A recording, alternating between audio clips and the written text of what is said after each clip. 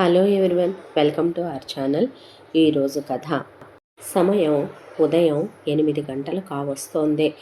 ఈశ్వర్రావు దేవుడికి దండం పెట్టుకొని వచ్చి డైనింగ్ టేబుల్ దగ్గర కూర్చున్నాడు. ఎదురుగా అన్ని డిష్షుల్లో రెడీగా వేడివేడిగా ఉన్నాయి. ఒక్కొక్కటి మూత తీసి చూస్తుంటే అలా వేడివేడి పొంగలి, దాంతోపాటు పూరీలు, వేడివేడి వడలు, ఇడ్లీలు పిలుస్తున్నట్టుగా అనిపించాయి ఆయన్ని. దాంతో అరుంధతి అరుంధతి వచ్చి రా తిందాం అంటే పాపని తీసుకొని రావద్దండి అనేసరికి ఇంకా తయారు కాలేదది అనేసరికి అయిపోయాను తాత అనేసరికి దివి బంగారం రెడీ అయిపోయావా అమ్మ రా అన్న తర్వాత వాణ్ణి కూడా పిలవండి అందావిడ.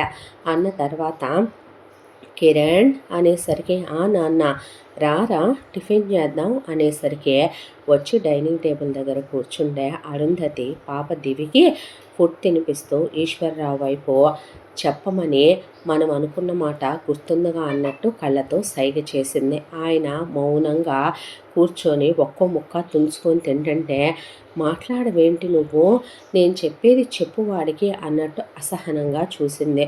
మళ్ళీ ఆయన ఆవిడ వైపు చూసి తల దించేసి తింటుంటే ఎప్పుడూ ఇంతేగా, ఆ జన్మాంతం ఇలాగే ఉండులే నువ్వు అన్నట్టు కళ్ళతోనే నొసలు చిట్లిచ్చి సైగ చేస్తూ ఆవిడే పెళ్లి చేద్దామనుకుంటున్నాం అనేసరికి ఎవరికి మీ ఆయనక చేసుకో, అది నీ ఇష్టం, మీ ఆయన ఇష్టం అన్నాడు కిరణ్. అనేసరికి ఎన్ని చేసుకుంటాడులే, ఇప్పటికి చేసుకున్న జాలులే మీ నాన్న అన్న తర్వాత పెళ్ళి నేను ఎవరికి చేయాలనుకుంటున్నానో నీకు తెలీదా, నీకు నేను సంవత్సర కాలంగా చెప్పట్లేదా, నేను అదే సంవత్సర కాలంగా చెప్తూనే ఉన్నాను నేను చేసుకోను అనే. పిచ్చ తిక్క చెప్పేది వినకుండా నేనేమి పాప కోసం పెళ్లి చేసుకోమని, పాపకి తల్లి అవసరం కాబట్టి చేసుకోమని నేనేమి చెప్పను. నీకు భారీ అవసరం ఉందే, నిండా నీకు 30 ఏళ్ళు కూడా లేవో, నువ్వు జీవించాల్సిన జీవితం చాలా ఉందే. నువ్వు పెళ్లి చేసుకుంటే ఈ ఇంటికి ఇల్లాలు వస్తుంది, మా తర్వాత నిన్ను చూడటానికి ఈ ఇంట్లో ఒక మనిషి ఉండాలి, ఇల్లు చూసుకోవడానికి నిన్ను చూసుకోవడానికే. నన్నెవరూ చూడక్కర్లేదు, నన్ను నేను చూసుకోగలను. అవునా, సిగ్గులేని వెధవా, నీకుంది ఆడపిల్లరా, ఇప్పుడు దానికి 4 ఏళ్ళు, ఇంకొక 7-8 ఏళ్లలో అది కాస్త వెళ్ళి మూలను కూర్చుంటుంది పెద్ద పిల్లయ్యే. అప్పుడు కూడా నువ్వే వెళ్ళి చేస్తావా దానికన్నీ, అప్పుడు కూడా నువ్వే చూసుకుంటావా దానికన్నీ. రేపు కన్యాదానం చేయాలంటే విధం ఉండడుగా నువ్వు పనికిరావు కదా, కాబట్టి నీ పక్కన భార్య ఉండాలి కదా, దానికైనా ఇల్లాలు అవసరం.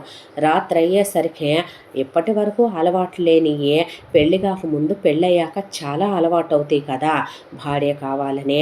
మిగతాయి నేను అనకూడదులే, అవన్నీ చంపేసుకోకుండా వీధులెంట పడి కనపడ్డ ప్రతి ఆడదాని జోలికి వెళ్లకుండా మనకంటూ ఒక పరువు ఇంటి పేరు ఏడిసింది కాబట్టి, మనకంటూ ఓ పద్ధతి ఏడిసింది కాబట్టి చేసుకొచ్చుకుంటే ఇల్లాలు ఇంట్లో ఉంటే మంగళకరంగా ఉంటుంది అన్న తర్వాత నేను మీ ఆయన్ని కాదు పెళ్ళిళ్ళ మీద పెళ్ళిళ్ళు చేసుకుంటూ కూర్చోటానికే. అయ్యో, ఆయన నీకే రోజు లెక్కలో ఉన్నాళ్లే తండ్రిగా, నేనే రోజు లెక్కలో ఉన్నానులే తల్లిగా, నువ్వు నాకేమి అమ్మవు కాదు పిన్నివి అనేసరికి ఆవిడ గుండె చివుక్కుమని అలా కూర్చుంది. కూర్చున్న తర్వాత నేను చేసుకోనంటే చేసుకోను అంతే, ఎవరి కోసం చేసుకో, ఎందుకోసం చేసుకో, నేను నీ భార్య పోయినా ఈ ఏడాది కాలంగా చేసుకొని తీరాలని, చేసుకోకపోతే నేను ఊరుకోనని నీకు చెప్తూనే ఉన్నాను. నా మీద ఎవరు బలవంతం చేసినా నేను ఊరుకోను. ఇంట్లోంచి వెళ్ళిపోతావా వెళ్ళిపో, ఎవరిని బెదిరిస్తావు, పిల్లని వదిలేసి వెళ్ళిపో, అది నా వల్ల కాదు. అలాంటప్పుడు మూసుకొని మేము చూసిన సంబంధం చేసుకో. ఎవరిని చూసావు నువ్వు చెడగొట్టేదాన్ని అయితే నేను చూడలేదురే, అంటే నీ మరదల్ని చూశానురా. ఇప్పుడు వెళ్ళి మీ అత్తామామలతో చెప్పగలవా నీ మరదల్ని చేసుకోనని, తనకి చెప్పగలవా నేను నిన్ను చేసుకోను అని. నువ్వు చెప్పినా వాళ్ళు వినరు కదా, పెళ్ళికి ముహూర్తాలు కూడా ఖరారైపోయినాయి, నోరు మూసుకొని పెళ్లి చేసుకో. తన విషయంలో ఏం జరిగిందో తెలీదా? అవును తెలుసు, పెళ్ళికి ముందు ఒకరిని ప్రేమించిందే, వాడు ప్రేమించానని చెప్పి పెళ్లి చేసుకుంటున్నానని చెప్పి రమ్మనమన్నాడు. నీ పెళ్ళికి 2 గంటల ముందు ఆ అమ్మాయి అతనితో వెళ్ళిపోయింది కాదు, లేచిపోయింది. సరే బాబు, లేచిపోయింది. వెళ్ళిన తర్వాత అక్కడికి వెళ్ళాక వాడిని పెళ్ళే చేసుకుందే. వాడు ఆ అమ్మాయితో ఇక అవసరం తీరిపోయింది అనుకున్నాడో ఏమో గెంటేశాడో. ఆ తర్వాత మనుషులన్న తర్వాత తప్పులు చేయరా, చేసిన తప్పులు తెలుసుకోరా, పుట్టింటికి వచ్చిందే మారిందే, ఇప్పుడు పెళ్లి చేసుకుంటే అక్క కూతురికి తల్లి అవుద్దే, నీకు భార్య అవుద్దే, ఏది నువ్వైనట్ట అనేపాటికి నోరు ముయ్యరా అన్నాడు ఈశ్వర్రావు.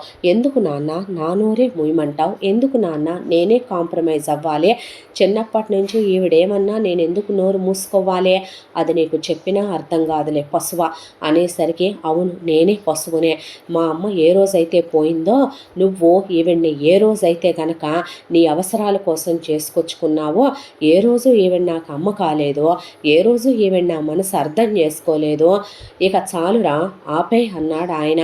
మేమెళ్ళి మాట్లాడొచ్చాం, ఖాయం చేసి వచ్చాం, నువ్వు చేసుకోవాల్సిందే. నేను చేసుకోను నా ప్రియని నేను మర్చిపోను. ప్రియ గతంలో వదిలేయాలి, నువ్వు ధాత్రిని పెళ్లి చేసుకొని తీరాలి. నేను తన్ని ఎట్టి పరిస్థితుల్లో అస్సలు చేసుకోను. పర్సనల్గా కూడా తన మీద నాకు అసలు గుడ్ ఒపీనియనే లేదు. ఒకటితో వెళ్ళిందనా, వెళ్ళిన తర్వాత కూడా ఆ అమ్మాయి పెళ్ళే చేసుకుందరా, ఒక మొగుడితో ఒక మగాడితోనూ చేయించుకొని వచ్చిందే, అక్కడ దాకా వస్తే నువ్వేమైనా ఫ్రెషా, నీ పెళ్ళాన్ని నువ్వు పెళ్లి చేసుకోలే, నువ్వు సెకండ్ హ్యాండ్ గాడివి కాదా, ఏరా నువ్వు ఒక పిల్లకి తండ్రివి కాదా, నీ పెళ్ళాం మీద చేయకుండానే నీ పెళ్ళానికి కడుపొచ్చి నీ కూతురు పుట్టుకొచ్చిందా, మనుషులన్న తర్వాత ఎవడైనా తప్పులు చేస్తాడు, ఏరా మగాడు ఎన్ని పెళ్ళిళ్ళైనా చేసుకొని మిగతా పక్కన అమ్మాయిల దగ్గరకు వచ్చేపాటికి ఫ్రెష్ ఫస్ట్ హ్యాండ్ కావాలే అని ఆయన వైపు చూసేసరికి తల దించేసే మగబుద్ధి పోదురా అనేసరికి నువ్వు మాట్లాడితే నేను అసలు ఊరుకోను, దవడ పగిలిపోద్ది, నేను చెప్పింది వినకపోతే నా గురించి నీకు బాగా తెలుసని ఆవిడ లేచి నుంచునేపాటికి భయంతో ఒక అడుగు వెనక్కి తగ్గాడు కిరణ్. తగ్గేసరికి పెళ్ళి చేస్తున్నాను, ఇది ఖాయం, నువ్వు నోరు మూసుకొని ఈ పెళ్ళికి ఒప్పుకుంటున్నావు, ఇంకంతే, పలానా రోజున పెళ్ళి, పో ఆఫీస్కి అందావిడ. అనేసరికి అక్కడి నుంచి సైలెంట్గా ల్యాప్టాప్ బ్యాగ్ తీసుకొని వెళ్ళిపోయాడు. ఈశ్వర్రావు గారు కూర్చొనుంటే ఏమిటండి బ్రతిమిలాడతారో, మనం ఏం చేసినా వాడి మంచి కోసమేనని మీకు తెలియదు, నేను కాదన్నానారు అన్న తర్వాత మీరు ఇలాగే బెబ్బెబ్బా తత్తత అంటూ ఉండండి, వాడు అలాగే తయారవుతాడు అన్న తర్వాత ఆవిడ బాధపడిందని ఆయన మనసుకు అర్థమైంది. బాధపడకు అన్నాక నాకు కొత్త మరి వాడి అన్నీ నేను పట్టించుకొని బాధపడటానికి, వాడు అమ్మనండి నేను అనుకోనివ్వండి, అనుకుంటే అనుకున్నాడు, ఇప్పుడు వాడు అనగానే నాకేమైనా 1 కిలో బరువు తగ్గానా, 1 అడుగు ఎత్తు పెరిగానా, ఆయన ఏం మాట్లాడకుండా ఆవిడ తల మీద చెయ్యేసి నిమిరే ఫ్యాక్టరీ దాకా వెళ్ళొస్తానని, పాపని ఇటువు స్కూల్లో దించి వెళ్తానని పాపని తీసుకొని వెళ్ళాడు. ఆ తర్వాత ఉక్రోషంతో ఆఫీస్కి వెళ్ళిన కిరణ్ సాయంత్రం వరకు ఆఫీసులో ఈ విషయం గురించే ఆలోచిస్తూ సాయంత్రం అత్తామామల దగ్గరికి వెళ్ళి నేను తనతో మాట్లాడాలి అన్న తర్వాత మాట్లాడు బాబు అన్నారు. అంతా దాంట్లో కిరణ్కి తన మొదటి భార్య తల్లిదండ్రులంటే చాలా ఇష్టం. దాంతోనే వాళ్ళని చాలా గౌరవంగా, చాలా విలువిచ్చి, చాలా ప్రేమగా కూడా చూసుకుంటాడు. మరదల దగ్గరికి వెళ్ళి ఈ పెళ్ళి నాకు ఇష్టం లేదు, మీ యొక్క స్థానాన్ని నేను నీకు ఎప్పటికీ ఇవ్వలేను, నా బిడ్డకి తల్లి అవసరం లేదు, ఉన్న అది నువ్వు రావాల్సిన అవసరం అస్సలు లేదు, తర్వాత మళ్ళీ నేను అలా ఉన్నాను ఇలా ఉన్నాను అని అనుకోకు, నువ్వు నన్ను పెళ్ళి చేసుకోవద్దు, నేను నిన్ను చేసుకోవటానికి అసలు సిద్ధంగా లేను, నువ్వు ఈ పెళ్ళి ఇష్టం లేదని చెప్పేసే అని బయటకు వచ్చేసరికి అత్తమామలు బాబు అంటే అక్కడి నుంచి ఏం మాట్లాడకుండా తలంచుకొని వచ్చేసాడు. ఆ తర్వాత పెళ్ళి ఆగిపోద్దులే, పెళ్ళి పెటాకులు అయిపోద్దులే, దరిద్రం వదిలిపోద్దులే అని చాలా హ్యాపీగా ఫీల్ అయ్యాడు. తీరా చూస్తే వారం రోజుల తర్వాత బట్టలు తీసుకొచ్చి మొహం మీద వేశాడు తండ్రి. ఏందివి అంటే నీ పెళ్ళి రెడీ అవు అన్న తర్వాత ఏంటి నీ పెళ్ళి రెడీ అవు అన్నాడు ఆయన. అన్న తర్వాత నేను వద్దన్నా చేసుకోనన్నా తన అక్క స్థానాన్ని తనకి ఇవ్వలేనన్నా ఒప్పుకుందనమాట నన్ను చేసుకోవటానికి, వీళ్ళు ఏర్పాట్లు చేసేసారనమాట అని ఏమీ మాట్లాడకుండా ఎప్పటికీ నువ్వు ప్రియస్థానంలోకి రాలేవు, ప్రియస్థానాన్ని నేను నీకు ఇవ్వలేను, అది నీకు వచ్చాకైనా తెలుస్తుందిలే అని వెళ్ళి పెళ్లి చేసుకున్నాడు. తాళి కట్టడం అయిపోయింది. అత్తామామలు అప్పగింతల్లో జాగ్రత్తగా చూసుకో బాబు, ఇక నీ చేతుల్లో నిన్ను నమ్మి పెడుతున్నామయ్యా అన్నాక ఏం మాట్లాడలేదు, కన్నీళ్లు పెట్టుకున్న వాళ్ళని ఓదార్చాడు. ఆ తర్వాత ఇంటికి వచ్చి ధాత్రి కోడలిగా అడుగుపెట్టిందే. వాకిట్లో పేర్లు చెప్పమంటే మెదలకుండా నుంచుంటే నోరిప్పి చెప్పరా అంది అరుంధతి. అన్న తర్వాత నేను తను వచ్చాం అన్నాడు. అన్న తర్వాత నేను బావ వచ్చాం అంది. అన్న తర్వాత బావేంటమ్మా పేరు పెట్టి పిలు అన్న తర్వాత పర్లేదులేండి అత్తయ్య అలవాటైపోయిందిగా అని లోపలికి రాగానే గృహప్రవేశం అయ్యే ఆ అమ్మాయికి తనకి ఉన్న కొంగుముడి తనే తీసేసి బడబడ తన లోపలికి వెళ్ళిపోయాడు. ఆ తర్వాత ఆ అమ్మాయితోనే ఆవిడ దీపం పెట్టించి తీపి వండించి నైవేద్యం కూడా పెట్టించి వచ్చిన చుట్టాలకి ఇప్పిస్తే వాళ్ళ దగ్గర చుట్టాలు ఆ అమ్మాయికి తల ఒక కానుక ఇచ్చి ఆ అమ్మాయిని దీవించి ముత్తైదులు వెళ్ళిపోయారు. ఆ తరువాత ఆ అమ్మాయిని నువ్వు కింద గదిలోనే ఉండమ్మా, కాస్త ముహూర్తం అది చూపిస్తామంటే ఆ అమ్మాయి ఏం మాట్లాడలా. పిల్ల పిన్ని అనుకుంటూ వెళ్ళేసరికి దగ్గరికి పిలిచి అరుంధతి పిన్ని కాదు అమ్మా మమ్మీ అంటే మమ్మీ అన్నాడు ఈశ్వర్రావు గారు. అన్నాక మమ్మీ అనేసరికి పిల్లని ఎత్తుకొని ముద్దు పెట్టుకుంది. పంతులు గారిని పిలిపిస్తే రేపొద్దున సత్యనారాయణ వ్రతం కదమ్మా, రేపు సాయంత్రం రిసెప్షన్ పెట్టుకున్నారు కదా, ఎల్లుండి శోభనానికి ముహూర్తం ఉంది మంచిదండే అన్న తర్వాత ఆ తెల్లాడే ఇంట్లో నోవులు నోయించి అదే రోజు సాయంకాలం అందరికీ తెలిసే విధంగానే కొడుకు ఆఫీసులో వాళ్ళని ఆయనే పిలిచి ఆయన ఆఫీసులో వాళ్ళని చుట్టాలు బంధువుల్ని వెయ్యాల వారి తరపు వాళ్ళని పిలిచి రిసెప్షన్ చేశారు. అయిపోయిన తర్వాత ఆ నెక్స్ట్ డే మార్నింగ్ అంతా రెస్ట్ తీసుకొని ఎక్కడికి వెళ్ళబాకు అన్నాడు ఆయన. అన్న తర్వాత కొడుకు లోపలికి వెళ్ళిపోయాడు. ఆ రోజు సార్ మీరు బయటికి వెళ్తే అన్న తర్వాత బయటికంటే రారా, కొంపలో రూములకి ఏమైనా కరువా, ఏ రోజు ఏమొస్తుందో అన్నట్టుగా కొంపలెక్కడ మునిగిపోతాయోనని అరుంధతి ఓ తెగ 16 గదులు కొంప కట్టించింది ఇది దీని ఆనందంతో. అన్న తర్వాత లోపలికి వెళ్ళిన తర్వాత ఇక బెడ్రూమ్ అంతా అసలు సినిమా సెట్టింగ్ లాగా ఫస్ట్ నైట్ రూమ్ రెడీ చేశారు. అక్కడ తెల్లబట్టలు పెట్టి కట్టుకోయి అందావిడ. అన్న తర్వాత ఏం మాట్లాడకుండా ఆ బట్టలు కట్టుకొని పంతులు గారు వచ్చిన తర్వాత చేయాల్సిన దంపతి తాంబూలాలు మిదును విడియాలు ఇక కొన్ని ఉంటాయిగా ఫస్ట్ నైట్కి ముందు అవి కంప్లీట్ అయిపోయి ఆ తర్వాత లోపలికి వెళ్ళిపోయాడు.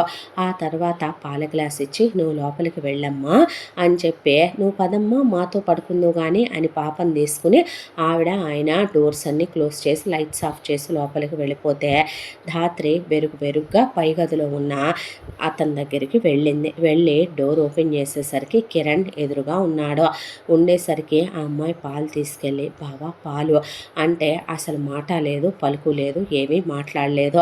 లేచి వెళ్ళి బట్టలు మార్చేసుకొని ఆ చేతుకున్న కడియం పులిగోరు గొలుసు ఉంగరాలు తీసి అక్కడ పడేసి ఆ తర్వాత నైట్ డ్రెస్ వేసేసుకుని తన వైపు బెడ్ ల్యాంప్ ఆఫ్ చేసి పడుకున్నాడు. ఆ అమ్మాయి అలాగే ఒక అరగంట నుంచోనే అతన్ని అలా తేరిపారా ఆపాద పుస్తకం చూసింది.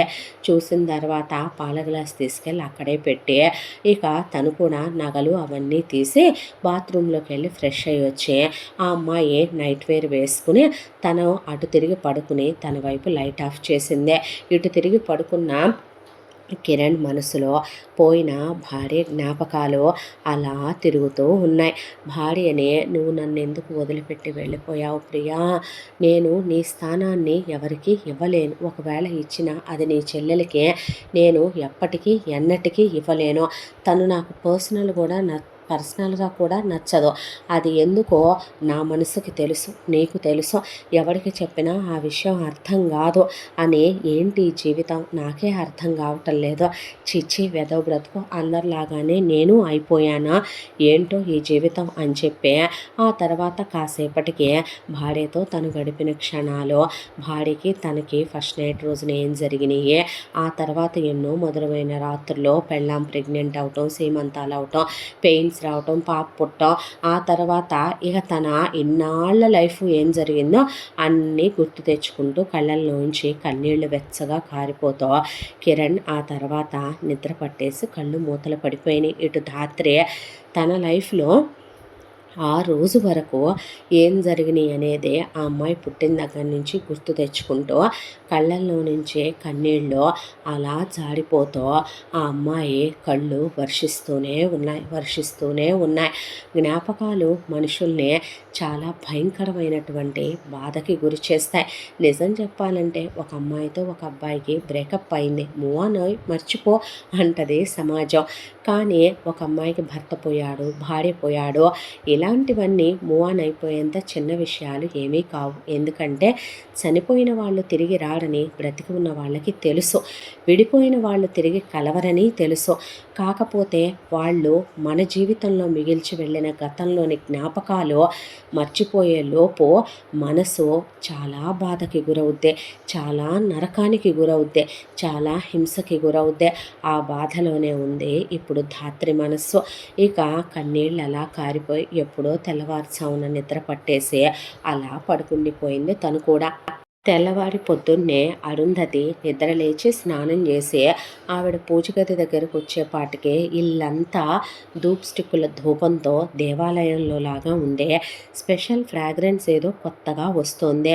గుమ్మం ముందు ముగ్గు, తులసి దగ్గర దీపం, దేవుడి దగ్గర దీపాలు వెలుగుతుంటే ఆవిడ అలా చూసేసరికి, ఓ నువ్వు చేసావా అమ్మ పూజ అంటే, అవునత్తయ్య అన్న తర్వాత, రండి అత్తయ్య దండం పెట్టుకుందరు కానీ అన్నాక, రండి మామగారు అన్నాక ఆయన ఆవిడ దేవుడికి దండం పెట్టుకున్నాక ఆ అమ్మాయి తీర్థప్రసాదాలు ఇచ్చిన తర్వాత వెళ్ళబోయే వాళ్ళని అత్తయ్య గారు మామయ్య గారు అంటే, చెప్పమ్మా నన్ను దీవించండి అంటే, వద్దమ్మా నేను బిడ్డలు లేని గొడ్రాలిని కదో, నా దీవెన మంచిది కాదులే, నేను గొడ్డుమోద్దాన్నమ్మా, ఈ చెట్టు పళ్ళు కాయటానికి పనికిరాని చెట్టు, ఉన్న పళ్ళు ఈ చెట్టుని అంగీకరించని చెట్టు, వద్దులే అమ్మా అనేసరికి ఆవిడ వెళ్ళబోతుంటే ఆ అమ్మాయి ఆవిడ చేయి గట్టిగా పట్టుకొని మంగళకరమైన ఆలోచనలు లేనటువంటి ముత్తైదువ కన్నా 10 మంది పిల్లల్ని కని ఎదుటి వాళ్ళని మాటలతో తూట్లు పొడి చేసే గొప్ప తల్లుల కన్నా కూడా బిడ్డల్ని కనకపోయినా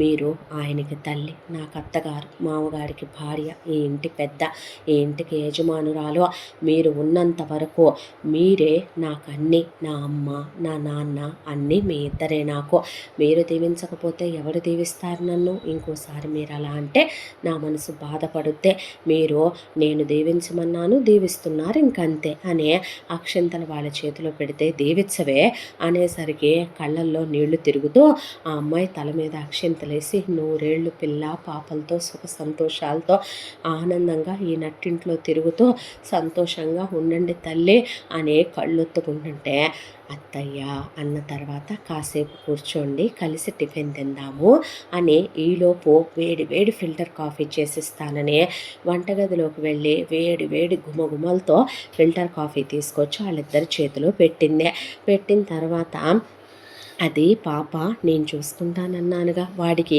అన్నీ నేను చూసుకుంటాను, మీరు కూర్చోండి అన్న తర్వాత పనమ్మాయి వచ్చింది, పనులు నువ్వు వెళ్ళి చేసుకో, నేను వచ్చి ఏం చేయాలో చెప్తాను, అలాగే అమ్మాయి గారు అని పనమ్మాయి వెళ్ళేసరికి, అమ్మా ధూపం ఏంటి మంచి వాసన వస్తుంది, అదే నా స్పెషల్ ధూపం లేండి అత్తయ్య, ఎలా చేశాను తర్వాత చెప్తానులేండి, అలాగేనమ్మా అని ఆవిడ అన్నాక, అమ్మాయి గారు వంటలన్నీ వండేశారు అమ్మగారు అనేసరికి, టేబుల్ మీదే తీయకు అనేసరికి, ఏమేమి వండింది కోడలని ఈశ్వరరావు చాలా ఇంట్రెస్ట్తో వెళ్ళి చూస్తే, అరో అన్నాడు ఆయన. అనేసరికి, ఏమిటండి చూసావా అమ్మాయి ఎన్ని రకాలు వండిందో అనేసరికి, మరే అని ఆవిడ కాఫీ తాగుతూ కళ్ళల్లో నుంచి నీళ్ళు అలా కారిపోతుంటే, ఎందుకే బాధపడతావు, ఏమీ లేదయ్యా, ఏమందో చూసావా, నేను గొడ్రాలంటే మంగళకరమైన ఆలోచనలు లేని ముత్తైదు కన్నా నువ్వేం తక్కువ అంది నన్ను, పోయినా అంతకుముందు సచ్చి పటంలోకి ఎక్కిందే ఈడు మొదటి పెళ్ళాం ఈ పిల్లక్క, ఏ రోజైనా నన్ను అలా అందా, పొద్దున లేస్తూనే రోజుకొక 100 సార్లు అనేదా అది నన్ను గొడ్డుమూద్దాన్నని గొడ్రాలినని, అది పిల్లని కన్నా దాన్ని నా మీద పడేసిందా, అది పుట్టిన దగ్గర నుంచి నేనే సాక్కొచ్చానా అయ్యా, ఆ అమ్మాయి అంటే ఇప్పుడు అనిపించిందిలే, పిల్లల్ని కని అడ్డమైన వాళ్ళకి అప్పచెప్పే ఇవన్నీనేమో పుణ్యమూర్తులు, బిడ్డలు లేని వాళ్ళేమో గొడ్రాళ్ళు అని, బాధపడకే, పోయినోళ్ళు పోయారని వదిలేయరాదో, వదిలేక నేను పట్టుకున్నానంటే కానీ కాఫీ బాగుంది కదో, బ్రహ్మాండంగా ఉందే, నాకన్నా బాగా పెట్టింది అమ్మాయి, ఆ మాట నిజమే, ఇన్నాళ్ళు పంపులో నీళ్లు తాగావు కదూ నువ్వు. అది కాదులేవే, నిజంగా బాగుందనేలే నేనందే. ఏదైనా నువ్వే అనాలేమే, నేను అనకూడదా? నేనే అనాలే. పొగిడినా నేనే పొగడాలి, తిట్టినా నేనే తిట్టాలి, పెట్టినా నేనే పెట్టాలి, నువ్వే కానీ అమ్మ అని ఆయన కూర్చున్నాక ఆ అమ్మాయి వెళ్ళి చిన్న పాపని నిద్ర లేపి దివి బంగారం లేవాలన్నాక కళ్ళు నులుముకుంటూ లేచాక పాపని కాలకృత్యాలు తీర్పిచ్చి ఆ తర్వాత పాపకు బ్రష్ చేసి స్నానం చేయించి చక్కగా దాన్ని బుట్ట బొమ్మలాగా రెడీ చేసి దానికి బుజ్జి యూనిఫామ్ వేసి హెయిర్ బ్యాండ్ పెట్టి చక్కగా దాన్ని రెడీ చేసి బయటికి తీసుకొచ్చి పాలు కలిపి అది ఏడిపిస్తుంటే అటు ఇటు తిరుగుతూ ఆ పాలు తాగిచ్చి దాని మూతి తుడిచేసి ఇక దానికోసమని ఒక బ్రేక్ బాక్స్ పెట్టేసి దాని బ్యాగ్ అంతా ఒకసారి శుభ్రంగా దులిపి అన్నీ కొత్తవి పెట్టేసి అమ్మ స్కూల్ వ్యాన్ అనేసరికి పాపని ఎత్తుకొని తీసుకెళ్ళి నానమ్మ తాతయ్యకి ముద్దు పెట్టి బాయ్ చెప్పు అన్నాక బాయ్ నాయమ్మ, బాయ్ తాతయ్య అన్నాక బాయ్ బంగారం అనేసరికి పాపని ఈవినింగ్ వచ్చాక చాక్లెట్ ఇస్తాను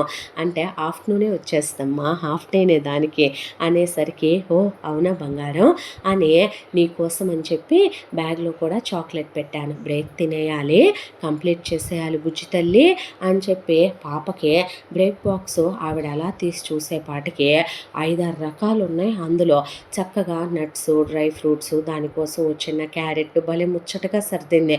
పిల్ల తల్లి ఏ రోజు అలా ఉన్నదే లేదు.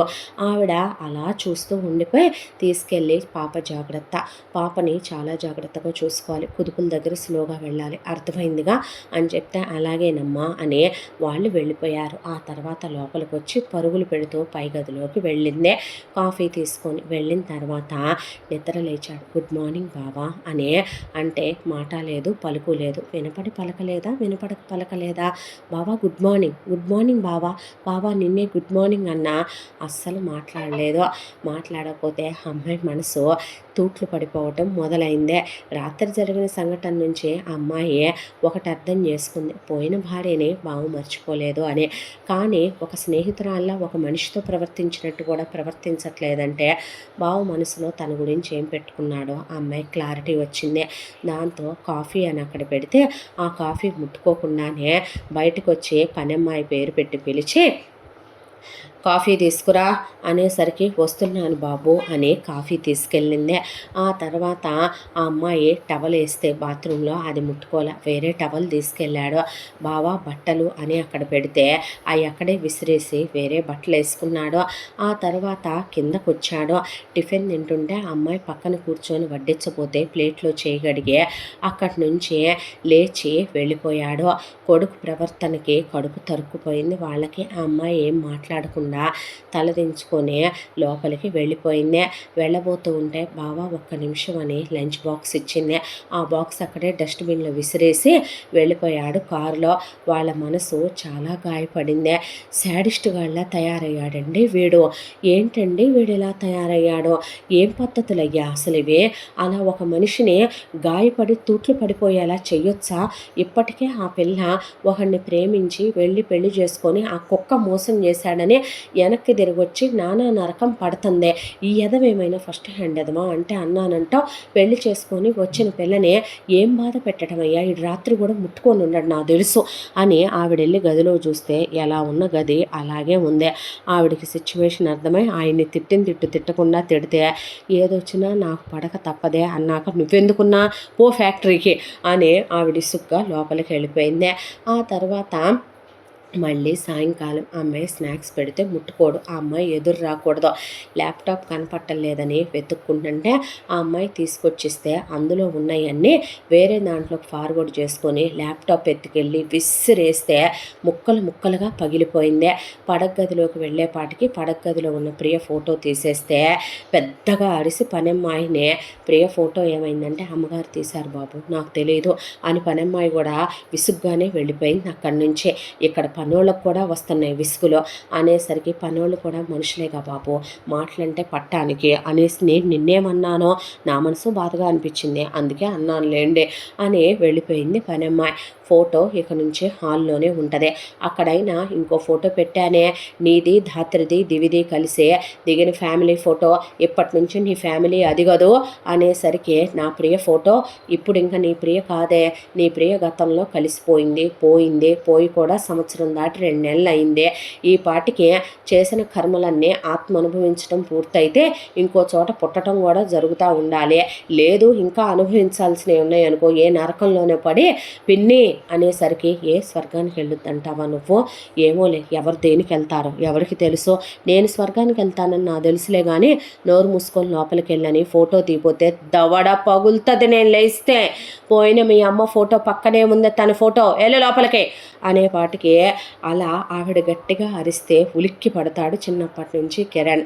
ఈశ్వర్రావు గారు ఆ అమ్మాయి వైపు చూస్తే ఆ అమ్మాయి అలా ఆయన వైపు చూస్తే, చిన్నప్పటి నుంచి ఇంతేనమ్మా, అది ముందు మెల్లిగా చెప్పుద్దే మెత్తగా చెప్పుద్ది, ఈడు రెచ్చిపోతాడు, ఈడు వినడు, ఈడెప్పుడైతే వినడో దానిలో నుంచే అసలే బీపీ పేషెంట్ కదమ్మా అది, దాని బీపీకి దాని నోట్లో నుంచే ఒక 5-6 అరుంధతులు బయటకు వస్తాయి, సైలెంట్ అయిపోయి పిల్లల్ని వెళ్ళిపోతాడు.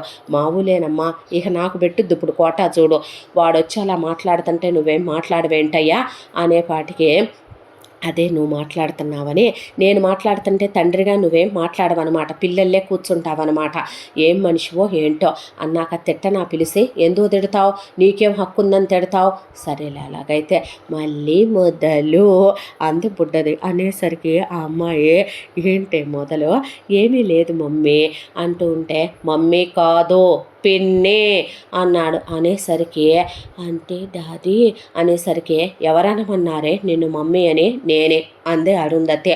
అనేసరికి నువ్వంటున్నావు చాలదా, పనికి మాలిన వెధవలాగా, పోరంబొకల వెధవలాగా, పోకిరి వెధవలాగా నువ్వు తయారయ్యావు కదరా, గాలి పెంపకంలో గాలికి పెరిగి నన్ను నువ్వేగా పెంచిందే, 10 ఏళ్ల వరకు నువ్వు నా దగ్గర కాదుగా పెరిగిందే, ఆలోపే నువ్వు ఆడిందగాళ్ళ తయారై వచ్చావు కదా, ఇంకొకసారి నువ్వు దాన్ని పిన్ని అంటే నేను 4 కోస్తానే, నేననను నానమ్మ మమ్మీ అనే అంటాను, మమ్మీ అనే అనాలి, అదే నీ తల్లి మనస వాచ కర్మణ నువ్వంటే అయిపోద్దా అన్నాడు.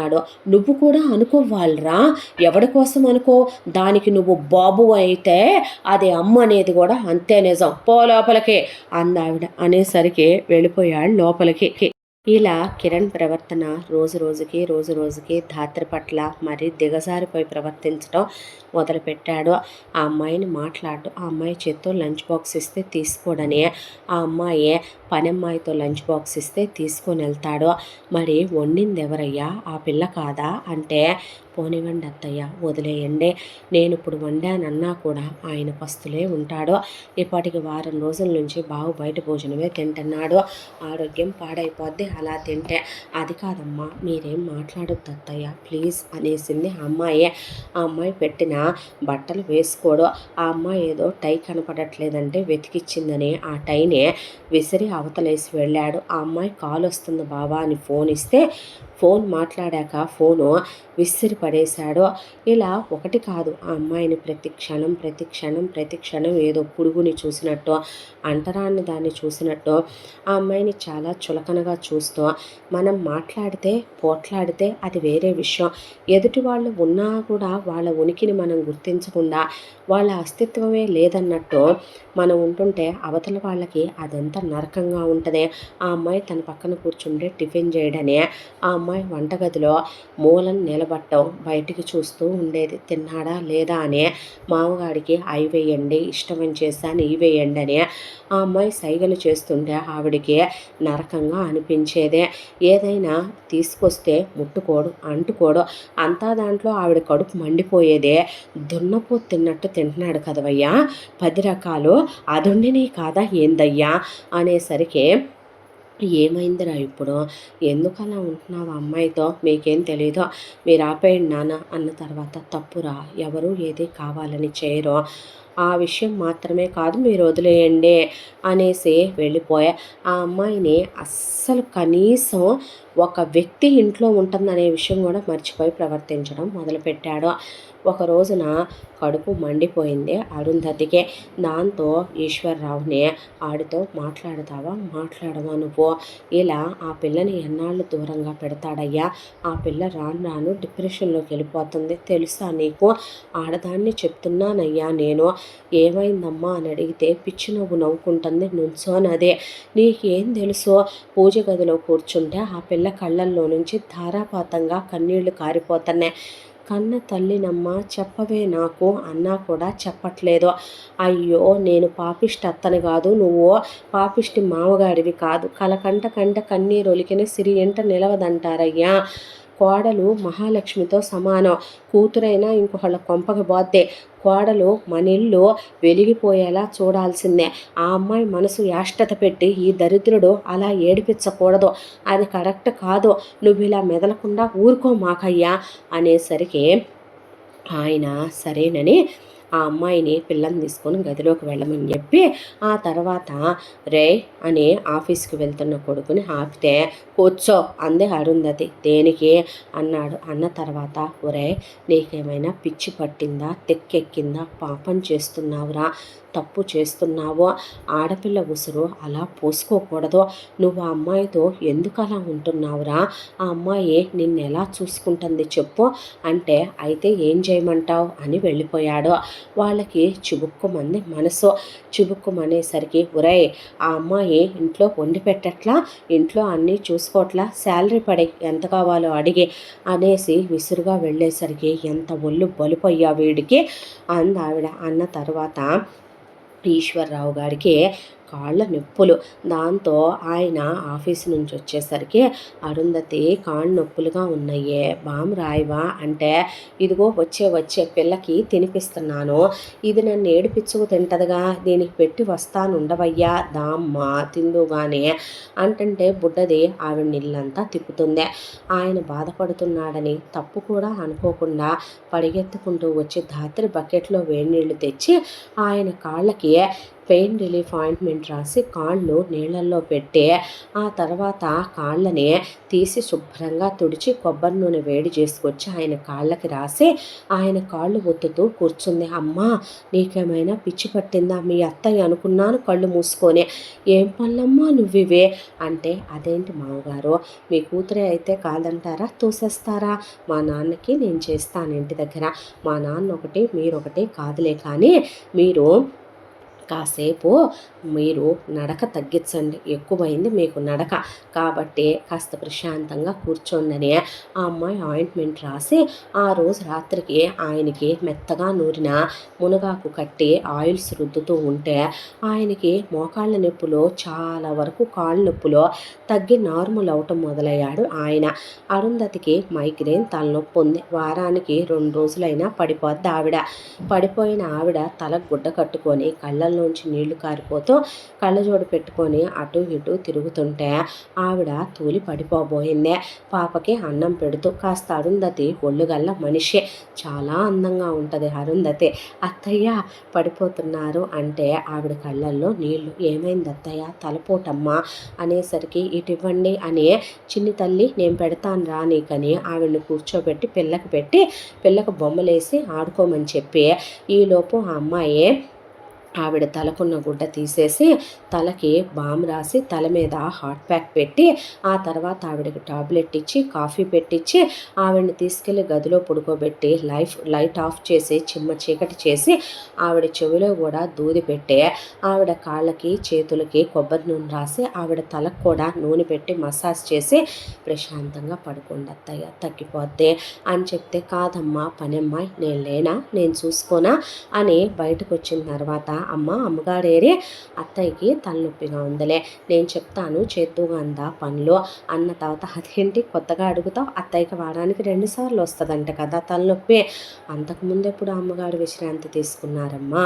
అలా తలనొప్పితో ఉన్నప్పుడే అమ్మగారు ఇల్లంతా తిరగాలి, అమ్మగారే వంట చెయ్యాలి, పాప పుట్టిన దగ్గర నుంచి అమ్మగారే చూసుకోవాలి, పురిటి దగ్గర నుంచి పాప బాధ్యత అమ్మగారిదే కదమ్మా, పై ఎత్తున ఇంటి పనులు, వంట పనులు, మాతో పనులు చేయించడం, అయ్యగారి క్యారియర్లు, బాబు గారి క్యారియర్లు, ఈ మొత్తం ఆవిడ బాధ్యతలే కదమ్మా అనేసరికి, మరి అక్కయ్య ఏం చేసిందే అనుకొని, ఏమోలే ఇప్పుడు అవన్నీ ఎందుకు అన్న తర్వాత, నేను చెప్తా అందా నువ్వు పని చేద్దు కానీ, అత్తగారిని అలా కంటికి రెప్పలా చూసుకొని హాస్పిటల్కి తీసుకెళ్ళి అత్తమామల్ని హెల్త్ చెకప్లు చేయించుకొచ్చి, పుట్టింటికి ఫోన్ చేసి అమ్మా నాన్నల్ని పలకరించి వాళ్ళని రమ్మనమని, అంతా దాంట్లో చాలా ప్రేమగా పలకరిస్తాడు కిరణ్ వాళ్ళనే. ఆ తర్వాత తను వెళ్తున్నానంటే, నువ్వు కూడా వెళ్ళు మీ అత్తగారింటికని, వెళ్ళిన తర్వాత వాళ్ళ అల్లుడు చేతులు పట్టుకొని, అల్లుడు కూతుర్ని ముట్టుకోలేదని వాళ్ళకి తెలిసిందే, ఆ అమ్మ ఏమీ చెప్పలేదు. అయితే వాళ్ళు, చూడు బాబు జరిగిపోయిన దాన్ని మర్చిపోయి నా చిన్న కూతురు జీవితాన్ని సంతోషాలతో నింపయ్యా, ఆనందంగా చూడు బాబు అన్న తర్వాత, మీరడిగిన ఆనందాలన్నీ నాకు ఇవ్వాలని ఉండేదే, తను ఎలాంటిదో ఏంటో నాకు తెలియకుండా ఉండుంటే అని మనసులో అనుకుని వాళ్ళతో ఏం మాట్లాడలేదు. ఆ తర్వాత ఒక రోజున పాపకి బాగా హెల్త్ అప్సెట్ అయిపోయింది.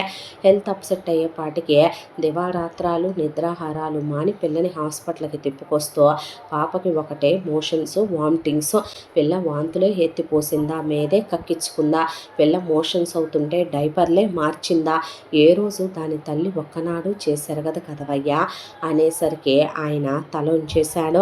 ఆ అమ్మాయి చూసి పాప కోలుకున్నాక మళ్ళీ స్కూల్కి పంపించి పిల్లని ఆ అమ్మాయే స్కూల్కి పంపటం, ఆ అమ్మాయే వెళ్ళి టీచర్లను కలిసి మాట్లాడి రావటం, ఆరెంజ్ డే అని, ఎల్లో డే అని, గ్రీన్ డే అని, రెడ్ డే అని, నా బొంద డే అని తలకాయ తింటారమ్మా స్కూళ్ళల్లో అనేసరికి అన్నీ ఆ అమ్మాయే చూసుకోవటం. పాప రాగానే దానికి వాళ్ళు ఇచ్చేది ఏమి ఉండదు, standing line, sleeping line, slanting line ఇలాంటివి ఉంటాయి అంతే, కానీ అక్కడితో పిల్లల్ని వదిలేయకూడదని ఇంటికే డాన్స్ టీచర్ని, ఇంటికే మ్యూజిక్ టీచర్ని పిలిపించి పిల్లని స్విమ్మింగ్ పూల్ ఉంటే పిలిపించి స్విమ్మింగ్ చేయించడం, ఆ తర్వాత పాపని స్కేటింగ్ తీసుకెళ్ళటం, దానికి కూడా కరాటే నేర్పించాలంటాం, భరతనాట్యం నేర్పించాలి, వెస్ట్రన్ డ్యాన్స్ నేర్పించాలి, పిల్లని కూర్చోబెట్టి దానికి కలర్స్ గురించి, నేచర్ గురించి కథలు చెప్తూ దానికి ఎలా బయటికి వెళ్ళి ఉండాలనేది అన్నీ నేర్పిస్తూ వచ్చేసరికి పిల్ల బాగా ఆ అమ్మాయి సావాసం మడిగిందే. రాత్రిపూట అమ్మ వచ్చి నాకు కథ చెప్పు అనేసరికి ఎటు గదిలో ఉన్న తను సచ్చిన మనిషిలాగా ఉండాలి, దాంతో గదులు కూడా వేరైపోయి ఆ అమ్మాయి, అమ్మ పిల్లని మేము పడుకోబెట్టుకుంటా ఉంటే, పర్వాలేదు లేండి అత్తయ్య అని తలదించుకొని పిల్లని తీసుకొని వెళ్ళి వేరే పడుకునేది. కోడలు కంటి నిండా నిద్రపోవట్లేదు, కడుపు నిండా తింటలేదు, ఇద్దరి మధ్య అంతకుముందు ఒక దూరం, ఇప్పుడు ఆ అమ్మాయి దిగులతో కుంచుకుపోతుంది, ఆవిడికి మనశ్శాంతి ఉండట్లేదు, ఆవిడ కూడా నేను నీతో తిన్నని ఆ అమ్మాయితోనే తింటానంటే, వీడి దెబ్బకు నా పెళ్ళాంతో నేను తినే రాత కూడా నాకు లేదనుకుని ఆయన అలా చూస్తూ ఉండేవాడు. మారతాడు కొడుకని వాళ్ళ గుండె బరువెక్కిపోవటం మొదలైపోయింది. వియ్యాల వాళ్ళు కూడా చెప్పి విసిగిపోయారు. ఒక రోజున ఈశ్వర్రావు గారి దగ్గర స్నేహితుడిదే కొడుకుది పెళ్ళొచ్చింది. దాంతో ఎటు రమ్మన్నా ఈ వెధవ రాడు కదా, మనం వెళదామంటే, నేను వస్తా తాత అనేసరికి, నువ్వు రామ్మ, నేను లేక మీరు లేకపోతే ఇబ్బంది పడతాడులే అనేసరికి ఆయన ఏం మాట్లాడలేదు. సరేలేమ్మని చెప్పి వీళ్ళక పిల్లని తీసుకుని అమ్మాయి అన్నీ సర్దిస్తే బాయ్ బాయ్ టాటా చెప్పి వెళ్ళారు. వెళ్ళిన తర్వాత సాయంత్రం ఆఫీసు నుంచి వచ్చాడు. వచ్చేసరికి వచ్చి రాగానే రోషానికి వెళ్ళి గదిలోకి వర్షంలో బాగా తడిచొచ్చాడు. చన్నీళ్ళ స్నానం చేసి అలా వర్క్ చేస్తున్న వాడల్లా పడుకుని భోజనానికి రమ్మనమందామని వెళ్ళేసరికి చలికి వణుకుతున్నాడు. ఆ అమ్మాయి నుదురు మీద చేయేసేపాటికి ఒళ్ళు కాలిపోతుంది. టెంపరేచర్ చూస్తే 104. ఆ వర్షంలోనే ఆ అమ్మాయి మెడికల్ షాప్ దగ్గరికి వెళ్ళి అట్నుంచటే తెలిసిన డాక్టర్ గారు ఉంటే ఆయన్ని కలిసి ఇలా ఉంది టెంపరేచర్ అంటే నాకు ఫోన్ చేయమ్మా అని ఆయన మందులు చెప్తే మెడికల్ షాప్ దగ్గర తీసుకొని ఇంటికి వచ్చిందే. వచ్చిన తర్వాత ఏమంటాడో ఏంటో అని భయపడుతూనే దగ్గరికి వెళ్ళి కూర్చుని ట్యాబ్లెట్లు వేసి ఒకవైపున ఒళ్ళంతా తుడిచి తల మీద తడిగుడ్డ వేస్తూ పగలు రాత్రి అనే తేడా లేకుండా 3 రోజుల పాటు ఆ అమ్మాయి చేసినట్టే ఉంది. ఆ తర్వాత కూడా జ్వరం తగ్గల, బ్లడ్ టెస్ట్లే చేయించిందా. ఆ తర్వాత ఇలా వారం గడిచిపోయింది. వెళ్ళిన ఈశ్వర్రావు అరుంధతి కూడా పాపను తీసుకుని తిరిగి వచ్చేసారు. వచ్చిన తర్వాత కూడా డాక్టర్స్ చెక్ చేసి ఇక ఈ అబ్బాయికి ఒక 1 వీక్ to 10 days రెస్ట్ అవసరమో, జాగ్రత్త చూసుకోండి అని మందులు రాసిస్తే ఆ మందులు వేస్తూ భోజనం తినిపిస్తూ ఆ అమ్మాయి చేసిన సేవకి చాలా త్వరగా కోలుకున్నాడు. జిమ్ముకు వెళ్ళడం కూడా మొదలుపెట్టాడు. ఆ తర్వాత ఒక రోజున ఆఫీస్కి వెళ్ళబోతుంటే ఆవిడ చూడయ్యా ఈరోజైనా మాట్లాడకపోతే ఎలా చెప్పు అనేసరికి ఆయన రే ఎట్రా కూర్చో అన్న తర్వాత ఏంటి అన్నాడు. అనేసరికి ముందు నేను మాట్లాడటం పూర్తయ్యేంత వరకు నువ్వు మాట్లాడితే పళ్ళు రాలుతాయి అన్నాక ఏంటి అన్నాక ఒరే అని అరుంధతి మొదలుపెట్టింది. ఆ అమ్మాయి నీకోసం అంత సేవ చేసింది కదా, అంత ప్రేమగా చూసుకుంటుంది కదరా, ఎందుకు ఆ పిల్లని దూరం పెడుతున్నావురా నువ్వు? జరిగిపోయినాయి మనసులో పెట్టుకొని ఒక మనిషిని అంత యాష్టత పెట్టి అంత నరకానికి గురి చేయకూడదురా అనేపాటికి ఎలాంటి కేర్ తీసుకుంటుంది? ఒకప్పుడు ఈయన్ని లొంగ తీసుకోవటానికి నువ్వు తీసుకున్న కేరాగా ఇప్పుడు ఆవిడ తీసుకుంటుంది. నీకో విషయం తెలుసా, సెకండ్ హ్యాండ్ అయ్యే ప్రతి సెకండ్ వైఫ్గా వచ్చేవన్నీ మొగుళ్ళ మీద అతికేర్ ఎందుకు చూపిస్తాయో తెలుసా? వాళ్ళు మొగుళ్ళు కాబట్టి. వాళ్ళ మీద ఇంకోటంటే బాగోదులే, ఎందుకంటే రాత్రుళ్ళు కూడా అనేపాటికి ఫ్యాట్మన్ తీశాడు ఆయన ఒక్కటే. తీసేపాటికి మనిషివా పశువా నువ్వు? ఏం మనిషివిరా నువ్వు, పశువా? ఆ అమ్మాయి వచ్చిన రోజు నుంచి ఆ అమ్మాయి పాపం పోసుకుంటున్నావు. ఏం పాపం చేసుకుంటే పుట్టావురా నాకు నువ్వు దౌర్భాగ్యుడా? ఛీ, నువ్వు బతుకుతున్నావు, వీధిలో కుక్క బతుకుతుందే. మనిషి అన్నాక విచక్షణ జ్ఞానం ఉండాలి. ఆడవాళ్ళని మాట్లాడేటప్పుడు సంస్కారంతో పెంచాను నిన్ను, మృగమా. ఏం మాట్లాడుతున్నావో అర్థమవుతుందా నీకు? ఇంట్లో నీ కూతురు ఎదుగుతుందే, అవేనా నువ్వు మాట్లాడాల్సిన మాటలు? దరిద్రపు సన్నాసి అని ఆయన పని మనుషుల ముందు ఏది పడితే అది వాగటమే, కుక్క వాగినట్టు. ఎక్కడికి పోతాయి బుద్ధులు? రాకుండా ఉంటాయా? ఎంత పెంచినా ఎంత పద్ధతులు నేర్పించినా దరిద్రుడా థూ అని ఆయన అక్కడి నుంచి పక్కనేదో ఉంటే నేలకేసి విసిరి కొట్టి గదిలోకి ఫ్యాట్మన్ డోర్ వేసుకొని వెళ్ళిపోయాడు. ఆ తర్వాత ఆ పక్కనే హాల్లో ఉన్న టీవీ నేలకేసి కొట్టేసి అక్కడి నుంచి ఉక్రోషంతో వాళ్ళ నాన్న కొట్టాడని ఆఫీస్కి వెళ్ళేసరికి పిల్ల అమ్మాయి బిత్తరపోయి అలా నుంచుంటే పని అమ్మాయి తలదించుకొని పారిపోయి వాష్ ఏరియాలోకి వెళ్ళి పని చేసుకోవటం మొదలుపెట్టింది. ఆ తర్వాత కాసేపటికి అరుంధతి గదిలోకి వెళ్ళింది. ఈశ్వర్రావు గారు తల పట్టుకొని కూర్చున్నాడు కన్నీళ్లతో. నువ్వు పిల్లాడిని ఎందుకు అలా అన్నావు అనేసరికి ఆ అమ్మాయి పిల్ల గుమ్మంలోనే నుంచొని ఏం జరుగుతుందో అని చూస్తుంటే ఏంటే అనేది, వాడికి చిన్న పిల్లాడా, ఇంకిత జ్ఞానం తెలీదా? వాడన్న మాటకు అర్థం ఏంటే? పగళ్ళు మాత్రమే కాదు రాత్రి అంటే మొగుళ్ళ మీద మోజుపడి మొగుళ్ళతో సుఖపడాలని మొగుళ్ళిచ్చే ఆ సుఖాల కోసం ఆడవాళ్ళు పొద్దున పూట ఎలాంటివన్నీ చేస్తూ ఉంటారనే కాదు వాడందే అనేసరికి వాడికంటే ఏదో తెలియదు, చిన్నపిల్లాడు తెలిసి తెలియక అన్నాడు అనుకో, నువ్వు కొడతావా? చెంప వాసిపోయిందిగా, వాడు తెల్లగా ఉంటాడు కదో, 5 ఏళ్ళు పన్నీగా, నీకు తెలీదా వాడలా ఎందుకు మాట్లాడుతున్నాడో? ఒళ్ళు బలిసి నువ్వు మళ్ళీ మాట్లాడు మాకు. వాడికి ఎవరు అవన్నీ చెప్పారు, వాడు ఎందుకు అలా తయారయ్యాడో, వాడు ఎందుకు అలా అంటున్నాడో నన్ను తెలిసి కూడా నువ్వు మాట్లాడావంటే ఎన్నాళ్ళు నా నోరు మూయిస్తావే? ఎన్నేళ్ళు వాడికి నిజాలు చెప్పనివ్వవే? నువ్వు మాట్లాడు మాకు. అసలు పిల్లాడిని వాడి మనసు ఎంత బాధపడి ఉంటుంది, పాపం చేసుకుంటే పుట్టాడన్నావు, దౌర్భాగ్యుడు అన్నావు, వీధి కుక్క అన్నావు. నువ్వు అనాల్సిన మాటలేనా అసలు? పిల్లాడిని ఏం మాటలు నువ్వు మాట్లాడేది అనేసరికి ఏమే నువ్వులే ముందు బయటికి బా అన్నాడు ఆయన. అన్న తర్వాత అను, అలాగే అను, నేనున్నంతకాలం అలాగే అను. సిగ్గు లేదంటే వాడన్ని మాటలు అంటే అననివ్వు అంటే ఏంటంట? ఎవరినన్నాడు? వాడి తల్లిని వాడు అనుకున్నాడు, వాడు అంటాడు అవసరమైతే కొడతాడు, నువ్వు తన్నిచ్చుకుంటావు సిగ్గు లేకుండాను అనేసరికి ఏంటయ్యా అసలు నువ్వెందుకంటావయ్యా, నీకేం హక్కు ఉందని అంటావయ్యా? నాకేమీ హక్కు లేదులేవే, హక్కులన్నీ నీకే ఉన్నాయి. అవును నాకే ఉన్నాయి, నేనే కొట్టుకోవాలి, నేనే తిట్టుకోవాలి, నేనే పెట్టుకోవాలి, సావండి అయితే అందరూ కట్టగట్టుకొని దరిద్రపు మంద అన్న తర్వాత మావయ్య అని ఆ అమ్మాయి వచ్చేసరికి ఈ తంతు ఇవాళేమీ కాదమ్మా, ఆ ఎదవ చిన్నప్పటి నుంచి మామూలే, ఇవాళేమైనా కొత్త అనుకుంటున్నావా? ఆడు ఫస్ట్ ఎప్పుడు వినడు, ఇది చెప్పాలనుకుంటుంది, ఆ తర్వాత మళ్ళీ వాడు ఇసుకిస్తాడు. ఈలోపు ఏదో ఒక మాట ఇదంటదా వాడంటాడా, మధ్యలో ఇద్దరు కలిసి నా బుర్ర తినేస్తారా, అటొచ్చి ఇటొచ్చి ఇది వాడిని ఎందుకన్నా వంటదే అన్న తర్వాత అత్తయ్య అంటే, ఇదిగో నీకు ఒకటే చెప్తున్నాను ధాత్రి, నేను వాడు నిన్ను ముట్టుకోవట్లేదని వాడి గురించి మనసులో ఏమన్నా అనుకుంటున్నావా? అలాంటిదేమీ లేదులే అన్న తర్వాత, నువ్వు ఏడవ బాకు, నువ్వు ఏడిస్తే వాడికి ఉసురు పాపం తగులుద్ది, ఒక్కగానొక్క బిడ్డ నాకు, నువ్వు అలా ఏడవబాకు, అలా బాధపడబాకు, మనసులో అనుకున్నా కూడా శాపాలు తగులుతాయంట, ఆడదాని శాపం తగలకూడదు. ఇదిగో నువ్వు నా మీద ఒట్టేసి సాయంత్రం వాడు వచ్చాక వాడిని నువ్వు తిట్టకుండా కొట్టకుండా, ఇవాళ ఫ్యాక్టరీకి కూడా నువ్వు వెళ్ళటానికి వీలు లేదు, వాడు వచ్చేంత వరకు నువ్వేం తినటానికి వీలు లేదు, నీకేం పెట్టను నేను. వాడు వచ్చిన తర్వాత వాడు బాక్స్ ఎత్తుకెళ్ళలా, ఏం తిండో నువ్వు కొట్టావనే దాంతో వాడిని లోపలికి తీసుకెళ్ళి నువ్వు సారీ చెప్పిన తర్వాత కూర్చొని బతివిలాడి చేయి చేతిలో తీసుకుని అలా ఉండొద్దమ్మా అని చెప్పు.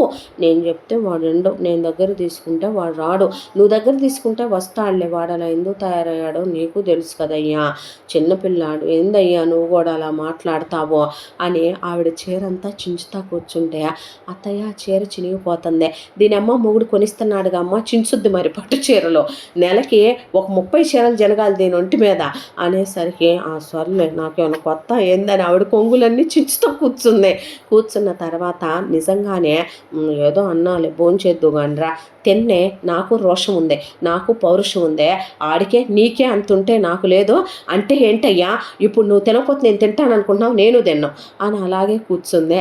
ఆ అమ్మాయి వీళ్ళెవరూ తినకుండా ఏం తింటుంది, పిల్లకి భోజనం పెట్టి ఆ అమ్మాయి కూడా అలాగే కూర్చున్నాక సాయంకాలం చాలా లేట్గా ఆఫీస్ నుంచి వచ్చాడు కిరణ్.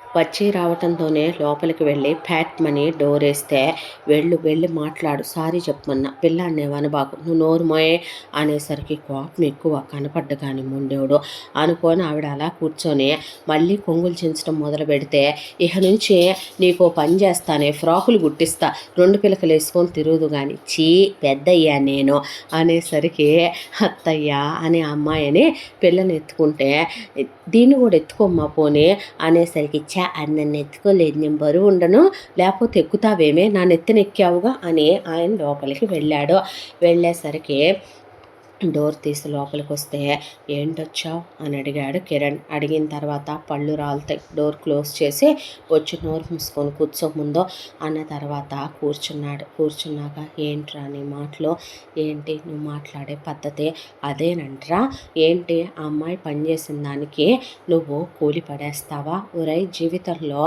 తప్పులు చేయని వాళ్ళు ఎవ్వరూ ఉండము, ప్రతి ఒక్కళ్ళు తప్పులు ఏదో సందర్భంలో చేసిన వాళ్ళమే. ఆ అమ్మాయి ఒకరిని ప్రేమించడం తప్పంటావా? ప్రేమించిన అమ్మాయే 10 మందితో తిరిగి రాలేదురా, వాడిని పెళ్లి చేసుకుందే, ఆ తర్వాత వాడితోనే ఆ అమ్మాయి కొన్నాళ్ళు కాపురం చేసే, వాడు వదిలేసి వెళ్తే పుట్టింటికే వచ్చింది, కానీ తప్పుడు పనులు చేస్తూ తప్పుడు దారిలో ఏమైనా వెళ్ళిందా? తాళి కట్టాక ఆ అమ్మాయి ద్వితీయ పత్నిగానైనా నీ భార్య కాదా చెప్పు, అలాగేనా మాట్లాడేదే అనేసరికి, నువ్వు నన్ను అనొచ్చా, పాపం చేసుకుంటే పుట్టానని, చిన్నప్పటి నుంచి ఆవిడ ఏ రోజు పిన్నిగా తప్ప తల్లిగా నన్ను చూసింది లేదో, ఏం తెలియదు నీకు, ప్రతి విషయంలో నువ్వు నన్ను కాంప్రమైజ్ అయిపోమ్మంటమే, చిన్నప్పటి నుంచి నేను ఫ్రెండ్స్తో మాట్లాడితే ఊడుకునేది కాదు, నేను స్మోక్ చేశానని కొట్టింది, డ్రింక్ చేశానని కొట్టింది, బైక్ అడిగితే నేను బైక్ ఫాస్ట్గా తోలుతున్నానని తాళాలు లాగేసుకొని నిన్ను డ్రాప్ చేయమనమందే, ఫీల్డ్ ట్రిప్కి పంపదు, పార్టీలకి పంపదు, నన్ను ఇంట్లోనే ఉంచే పెట్టిన నరకాలు సవిత్తల్లిగా చాలదా, మళ్ళీ ఇప్పుడు దీంతో కూడా పడాలంటావా ఏంటి అనేపాటికి అనేటప్పటికే అసలు నువ్వు మాట్లాడేది సంస్కారవంతులు మాట్లాడే మాట కాదురా. ఒక విషయం చెప్పమంటావా? ఆ అమ్మాయిని నువ్వు పురుగులా ఎందుకు చూస్తున్నావు? నువ్వు అనుకునే విషయంగా అయితే కాదు. మరి కానప్పుడు అసలు విషయం ఏంటో చెప్పు నాకు. ఆ విషయం నేను నీకు చెప్పినా అర్థం కాదులే నాన్న. అయితే పొద్దున్న నువ్వు అన్న మాటకు అర్థం ఏంట్రా? ఆడవాళ్ళందరూ రాత్రుళ్ళు మగాళ్లతో ఏ సుఖాలు పొందటానికి పొద్దున పూట అవన్నీ చేస్తున్నారు అంటే ఒక మాట నేను నిన్ను అడుగుతానురా. మన తాత ముత్తాతల కాలం నుంచి పెళ్ళి అనే సాంప్రదాయం తగలడ్డ రోజు నుంచే భారతీయ సంస్కృతిలో ప్రతి భర్త భార్య ఒంటి మీద చెయ్యకుండా భార్య గర్భవతి అవ్వదు, పిల్లలు పుట్టరు. కాబట్టి ఇది సైన్స్ పరంగానైనా ఇద్దరు మనుషుల మధ్య సెక్స్ జరగందే పిల్లలు రారు. అంటే ప్రతి మగాడు ఉదయం నుంచి సాయంత్రం దాకా కుటుంబాన్ని పోషించడానికి కష్టపడతాడు. ఆ కష్టపడేది రాత్రి వేసుకు బదులు పెళ్ళాం దగ్గర సుఖపడటానికి అంటావా? లేదంటే గనక వాడు వంశాభివృద్ధి కావాలి కాబట్టి వాడు గేఫెలో కాదు మగాడు అనిపించుకోవాలి కాబట్టి వాడి వంశం వృద్ధిలోకి రావాలి కాబట్టి పెళ్ళాన్ని వాడు వాడుకుంటున్నాడంటావా? అది కాదు. పొద్దున్న లేచిన దగ్గర నుంచి పూజ పునస్కారం వాడమ్మ బాబులు అక్క చెల్లెళ్ళు అన్నదమ్ములు పిల్లలు ఫ్యామిలీ పరువు ప్రతిష్ట ఇన్నిటినీ వ్రతాలు నోములు పూజలు ఉద్యోగాలు అన్నీ హ్యాండిల్ చేసుకొస్తారు కదా. 5 రోజులు వాళ్ళ ఒంట్లో నుంచి వెళ్ళే రక్తం ధారలుగా పోతున్న ఒకప్పుడు మహానుభావురాళ్ళు 5 రోజులు బయట కూర్చునేవాళ్ళు శరీరానికి విశ్రాంతి కావాలని. అది 3 అయింది. ఆ తర్వాత అది పోయి ఇవాళ ఆడపిల్లలు ఉద్యోగాలకి ఎక్కడ జీతాలు రావోనని ఆ టైంలోనూ పరిగెత్తుతున్నారు. అన్ని రంగాల్లో ముందే ఉన్నారు, ర్యాకెట్లు తోలుతున్నారు. అయినా నీలాంటి వాళ్ళ మనసుల్లో ఎందుకురా కుంచిత స్వభావాలు పోవో? ఒక మాట అడగనా? ఒక మగాడు ఒక అమ్మాయిని లేవ తీసుకెళ్ళటం తప్పు కాదు, వాడుకొని తాళి కట్టి వాడు వదిలేయటం తప్పు కాదు. అక్కడ దాకా వస్తే నువ్వు ఒక అమ్మాయిని పెళ్లి చేసుకున్నావు, ఆ అమ్మాయి ఒంటి మీద చెయ్యకుండా నీ కూతురు రాలేదు, ఆ అమ్మాయి కడుపు రాలేదు. ఇన్నేళ్ళ అమ్మాయితో నువ్వు ఎంత రొమాంటిక్గా ఎంత క్లోజ్గా ఉన్నావో నీ మనస్సాక్షికి తెలుసు. అలాంటి నిన్ను మరి సెకండ్ హ్యాండ్ అనుకోకుండా ఆ అమ్మాయి అన్నీ మర్చిపోయి ఎలా కాపురం చేయటానికి సిద్ధపడిందంటావు? నువ్వెందుకు అమ్మాయిని దూరంగా పెడుతున్నానంటావు? ఇంట్లో ఆడవాళ్ళని నీ కూతురు ఆడదే, నీ తల్లి ఆడదే, పోయిన మీ అమ్మలే, నువ్వు దీన్ని అనుకోవుగా ఎటు కూడాను. ఉన్న అరుంధతి ఆడదే, ఇప్పుడు పోయిన నీ పెళ్ళాము ఆడదే, మహాపతివ్రతే. ఉన్న మరి ధాత్రి కూడా ఆడదే. ఆడవాళ్ళని పట్టుకొని నువ్వు రాత్రి సుఖాలు పగలు బెనిఫిట్స్ అని మాట్లాడటం మొదలు పెడితే తిప్పే అమ్మాయి అదే మాటలు నిన్ను అడిగితే నువ్వు సెకండ్ హ్యాండ్గా అడివి కాదా, నువ్వు యూజ్డ్ పీసు కాదా అని తలెక్కడ పెట్టుకుంటావు అంటే ఏం మాట్లాడలా. ఈ మౌనం ఒకటి గుర్తుపెట్టుకో కిరణ్, చాలా పెద్ద మూల్యం చెల్లిస్తావు నువ్వు. లైఫ్లో ఒక రోజు వస్తుంది, ఆ రోజు అందరి ముందు నువ్వు తల దించుకొని కూర్చోవలసిన రోజు వస్తుంది. లైఫ్ లాంగ్ నీ లైఫ్లో అన్నీ ఉన్నప్పటికీ నీ బిహేవియర్ పట్ల నువ్వే రిగ్రెట్ తీసుకునే రోజు ఒకటి నీకు వస్తుందిరా. మనిషివైతే మారుతావు, నువ్వు పశువువి అని చెప్పాను. మృగంగా మారిపోయామనుకో తండ్రిగా నేను కూడా చెప్పనని అక్కడి నుంచి ఆయన లేచి బయటకు వచ్చేసాడు. నేనేదో గొప్పోణ్ణని కాదు నాన్న, నేనేదో ఉత్తముణ్ణని కాదు. తను చేసిన తప్పుని తను ఒక అబ్బాయితో వెళ్ళిపోయిందనో మీ అందరి దృష్టిలో లేచిపోయిందనో తను ఒక మగాడితో తాళి కట్టించుకోకనో కొన్నాళ్ల పాటు కాలు జారి తిరిగి వచ్చిందనో తనని ఆ విషయంలో నేను అసలు ఎప్పుడూ తప్పు పట్టలేదు. అది తన పర్సనల్ విషయం. నా లైఫ్లోకి రానంత వరకు, నా లైఫ్లోకి వచ్చిన తర్వాత తను నా భార్య. న్యాయంగా మీరందరూ అన్నట్టు నేను తన ఒంటి మీద చెయ్యాలే. తప్పుల సంగతి తీసి పక్కన పెడితే తప్పులు చేయని వాళ్ళు ఎవరూ భూమి మీద ఉండరు. నువ్వు అన్నట్టు అది నిజం. కాకపోతే నేను ఎలాంటి వాడిని అనేది నువ్వు కూడా మర్చిపోయావేంటి నాన్న? ఒక అమ్మాయిని 10 మంది రేప్ చేసినా కూడా అందులో ఆ అమ్మాయి తప్పేమీ లేదు అని ఒక అబ్బాయి ఆ అమ్మాయికి జీవితం ఇవ్వాలని, ఆ అమ్మాయి లైఫ్ సంతోషాలతో నింపాలని అనుకునే వ్యక్తిని నేను. కానీ బుద్ధే మంచిది కాదు దీంది. అలాంటి దాని మీద నేను ఎలా చేయి వేయగలను నాన్న అని అలా పడుకున్నాడు. మనసు ఒక్కసారిగా గతంలోకి వెళ్ళి తన లైఫ్ తనకే మళ్ళీ కళ్ళ ముందు కనపడుతున్నట్టుగా అనిపించిందే. ఇక నానమ్మ తాతయ్య నాన్న బాబాయ్ ఎప్పుడో పిన్నిని తీసుకుని వేరు కాపురం వెళ్ళిపోయాడు. అదెందుకో తెలియదు, ఎవరితో సంబంధ బాంధవ్యాలు లేవు. తనకు రావాల్సిన షేర్ తీసుకుని వెళ్ళిపోయాడు. ఎక్కడికి వెళ్ళిపోయాడో ఎక్కడ ఉంటున్నాడో అసలు ఎవరితో కనీసం టచ్లో కూడా లేడు. పాత ఫోటోల్లో చూసే బాబాయ్ అనేవాడు ఉండేవాడు అన్నంతవరకే తెలుసు. ఇక అమ్మ నాన్న తనకి ఊహ వచ్చేటప్పటికే తనకి ఒక 2 ఆ వయసు వచ్చేపాటికి అమ్మకి ఏదో జబ్బు చేసింది. అమ్మ మంచంలో పడిపోయింది. ఆ తర్వాత అమ్మ మంచంలో ఉండి ఉండి తనకి 4 ఏళ్ళు వచ్చేసరికి కాలం చేసి చనిపోయింది. ఆ తర్వాత నాన్న 1 సంవత్సరం పాటు వివాహం చేసుకోలేదు. అందరూ చెప్తున్నా సరే నన్ను తనే పెంచుకొచ్చుకోవటం మొదలుపెట్టాడు. ఆ తర్వాత నాన్న వాళ్ళ చుట్టాలు బంధువులు అంతా కలిసి, ఇలా ఉండమాకయ్యా, ఏమంత వయసు ఉంది చెప్పు, నిండా 21కి పెళ్లి చేసుకున్నావు, 25 ఏళ్ల వయసు నీది, నువ్వు పెళ్లి చేసుకోకుండా జీవితం నాశనం చేసుకోమాకయ్యా అని చెప్పేసరికి నాన్న కొన్ని సంబంధాలు వాళ్ళు తీసుకొచ్చారు. ఆ సంబంధాల్లో వచ్చిందే ఈ అరుంధతి సంబంధం. ఆ తర్వాత వెళ్ళి ఆవిడతో మాట్లాడుకున్నారు. పెళ్ళైపోయింది. పెళ్ళైపోయినప్పుడు నాకు మా అమ్మ చచ్చిపోయినా కొత్తమ్మ వచ్చుద్ది, నన్ను చాలా ప్రేమగా చూసుద్ది అని ఎంతో ఆశపడ్డాను. ఆవిడ అలా వచ్చిందో లేదో, వచ్చిన వారం 10 రోజులు నా మీద బాగానే ప్రేమ నటించింది. దగ్గరికి తీసుకుంది, స్నానం చేయించింది, అమ్మ అని పిలవమందే. ఆ తర్వాత తన దగ్గరే పడుకోబెట్టుకుంది, నన్ను ఆడిచ్చింది, ఆటపాటల్లో ముంచేసింది. స్కూలుకు వెళ్ళి కూడా అడ్మిషన్ తీసుకుని నన్ను జాయిన్ చేయాలని అడిగొచ్చారు. లైఫ్ చాలా ప్రశాంతంగా పీస్ఫుల్గా సాగిపోతుంది అనుకున్న క్షణం అక్కడి నుంచి ఒకరోజు రాత్రి నిద్రపోయి తెల్లారి లేచేసరికి నానమ్మ తాతయ్య దగ్గర ఉన్నాను. లేచి అమ్మ కావాలని ఎక్కిళ్ళు పెట్టి ఏడ్చాను. ఆ తర్వాత నేను మా అమ్మ నాన్నల దగ్గరికే వెళ్ళిపోతానన్నాను. మీ అమ్మ కాదు రాదే, ఎలా అవుద్ది మీ అమ్మ చచ్చిపోయింది, అది మీ నాన్న రెండో పెళ్ళం, మీ నాన్న దాని మీద మోజుపడి అందగత్తని దాంతో రాత్రుళ్ళు గడపటానికి దాంతో సుఖపడటానికే నువ్వు అడ్డమంటయ్యా, అందుకే వాళ్ళిద్దరూ అది మీ నాన్నను మొగుడుగా ఒప్పుకుంది కానీ నిన్నది కొడుగ్గా ఒప్పుకోలేదయ్యా, తీసుకెళ్ళిపోమ్మనమని పంపించేసిందిరా మాకిచ్చే అనేసరికి అమ్మ రాదా, అమ్మ లేదా అన్న తన చిన్న హృదయం మీద రాదు లేదు, మీ అమ్మ పోయిందిరా, బతికున్నంతకాలం మేమంటూ ఉన్నంతకాలం మా దగ్గరే ఉందుగానయ్యా, మా దగ్గరే పెరుగుదుగానయ్యా అనే ఆ రోజు నుంచి నానమ్మ తాతయ్య పెంచుకుంటూ స్కూలుకు పంపించడం మొదలుపెట్టారు. ఇదిగో వస్తారు, అదిగో వస్తారు, ఇదిగో వస్తారు, అదిగో వస్తారని ఎదురు చూసే కళ్ళు కాయలు కాచిపోయేవే. ఈ సంవత్సరం ఎండాకాలం సెలవులు ఇచ్చారు, తీసుకెళ్తారు, దసరా సెలవులు ఇచ్చారు, తీసుకెళ్తారని ఎదురు చూస్తే వచ్చేది అరుంధతి.